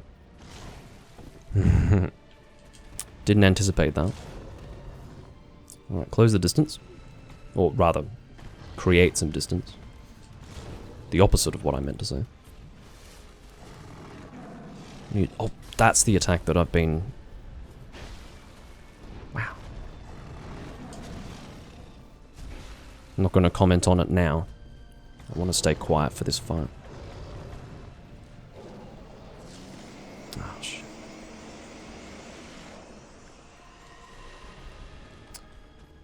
Sunlight Blade doesn't add much damage. That's what I was going to say.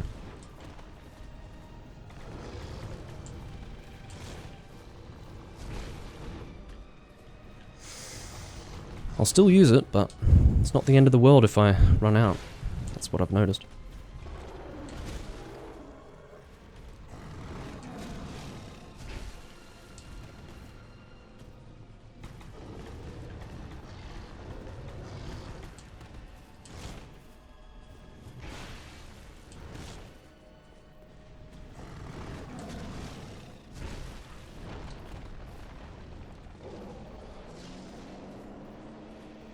This is the worst spot to be standing when he's doing this attack. We've seen the ideal position to be in.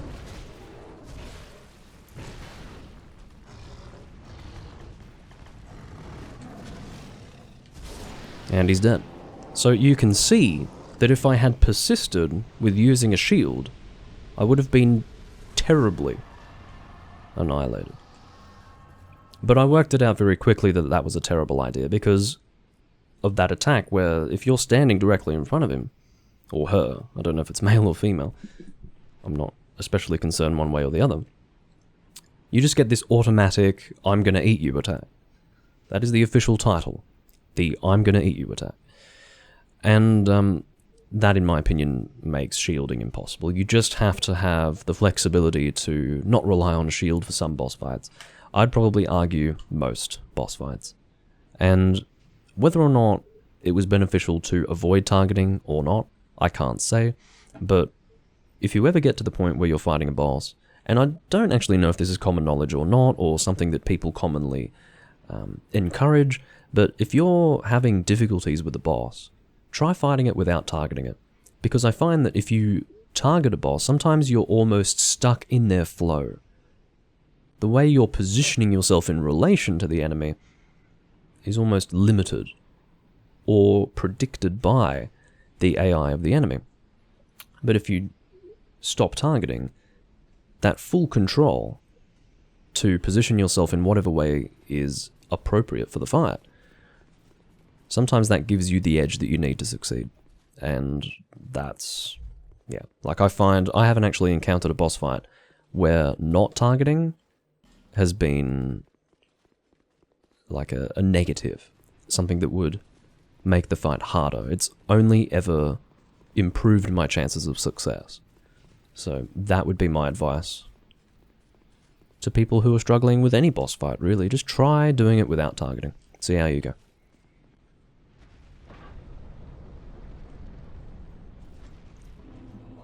Alright, so this is the end, I hope, of the Shrine of Winter. Fuck this place. I don't like it at all. It was not enjoyable. I'm going to rest at this bonfire, and I don't know. What did we get from that fight? We got Soul of Ava, the king's pet. Well, I would like to see what we can do with that soul.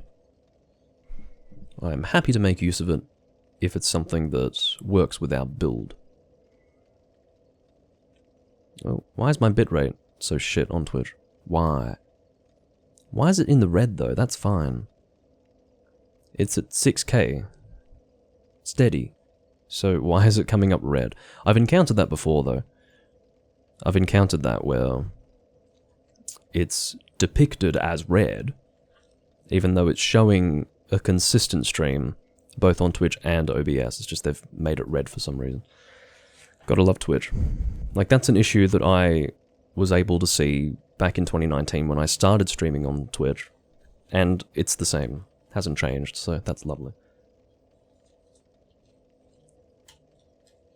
Alright, Soul of Ava. Let's have a look.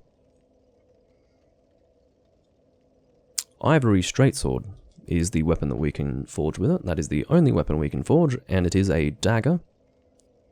It is not appropriate for our build at all. So I can consume this soul. No, don't start playing videos. I'm going to close my browser. Goodbye. Okay. So let's consume that soul now. I don't know if we're going to benefit much from it.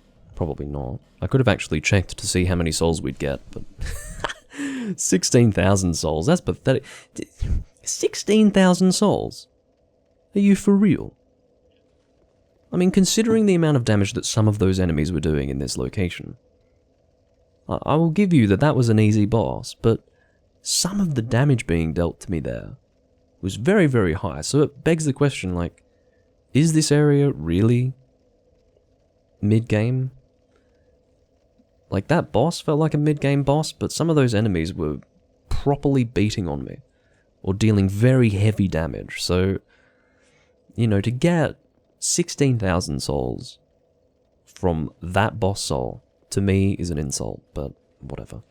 We're at 117,000 souls. Maybe we can do something with them, I don't know. What I can say is that I still have my soul gems, my radiant and my old radiants, so, sorry, life gems. So, that's nice, I guess. See if I can level up. I don't think I'm quite at that point where I can yet. Oh no. I can level up twice. I was really overestimating the amount of souls that I needed to level up. So, how about we take ourselves to 30 vigor and then leave it? Because definitely a priority on this build at the moment is increasing my stamina. I'm pretty happy with 100 agility. I feel like that confrontation was a good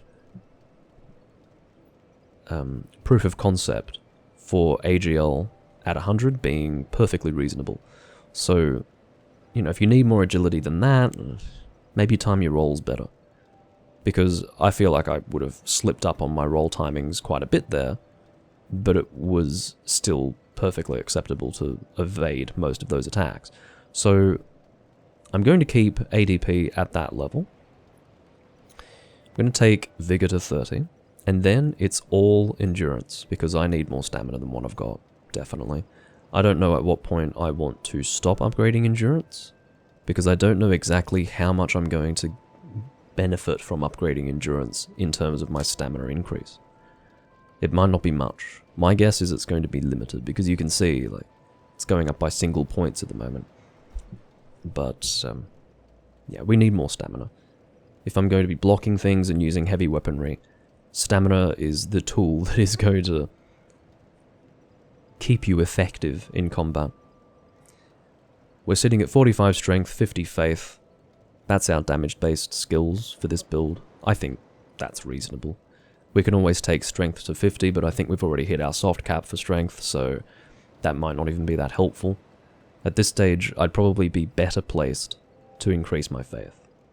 So, yeah.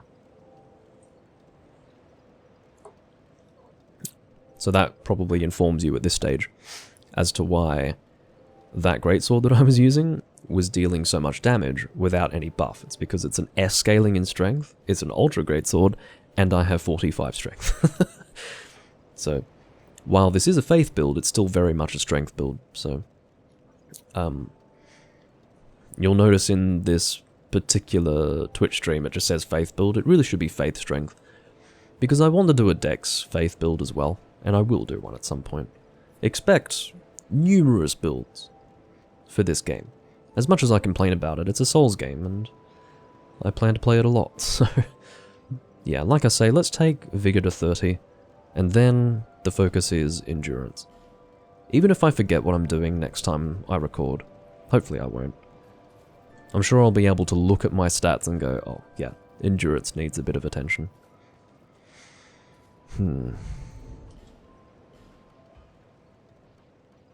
I probably don't want to start doing anything in particular at this point. How long have we been live? We've been live for 2 hours and 17 minutes. Comfortably completed the Shrine of Winter within 2 hours. Probably rather slow. I'm sure it can be done much faster than that. But, yeah, that's pretty much it for this recording, I think. Look at that. Even this sword is perfectly matched to this armor set. Well, there you have it. What I think I'm going to do in the next recording is try to get as many Estus Flask shards and Undead Bone shards as I can. I think that's important when you're working on an endgame build, to just make sure that you've got all of the healing that you can have on your character by way of Estus Flasks. So I'm going to work on that next. There's no guarantee that I'm going to remember to do that. But, like I say, hopefully coming in cold in the next recording, I'll be able to look at what aspects to my character need improvement, and I'll be able to figure it out all over again. I do thank you all for watching. This has been whatever part of the Dark Souls 2 livestream series. We probably don't have too many more recordings left for this build. I'd say maybe 2 more, because we have, or maybe 3 more. Depends how long it takes for me to get through the next DLC. The next DLC is quite a bit longer, I think. I don't know if there's 3 DLC locations or 2, I don't remember. But we also have the final boss to kill as well.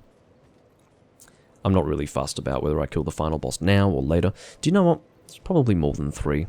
3 at least. 3 more recordings from here for this build, because I do have more that I want to do on this build before I finish up. I've got a lot more weapon upgrading that I want to do.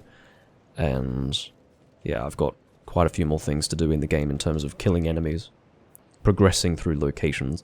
So yeah, let's not forget about that. At this stage, I'm not going to estimate how many more recordings, but expect a few more for this build. I'll see you all next time I'm playing Dark Souls 2, and I thank you for joining me for this recording. Bye bye for now.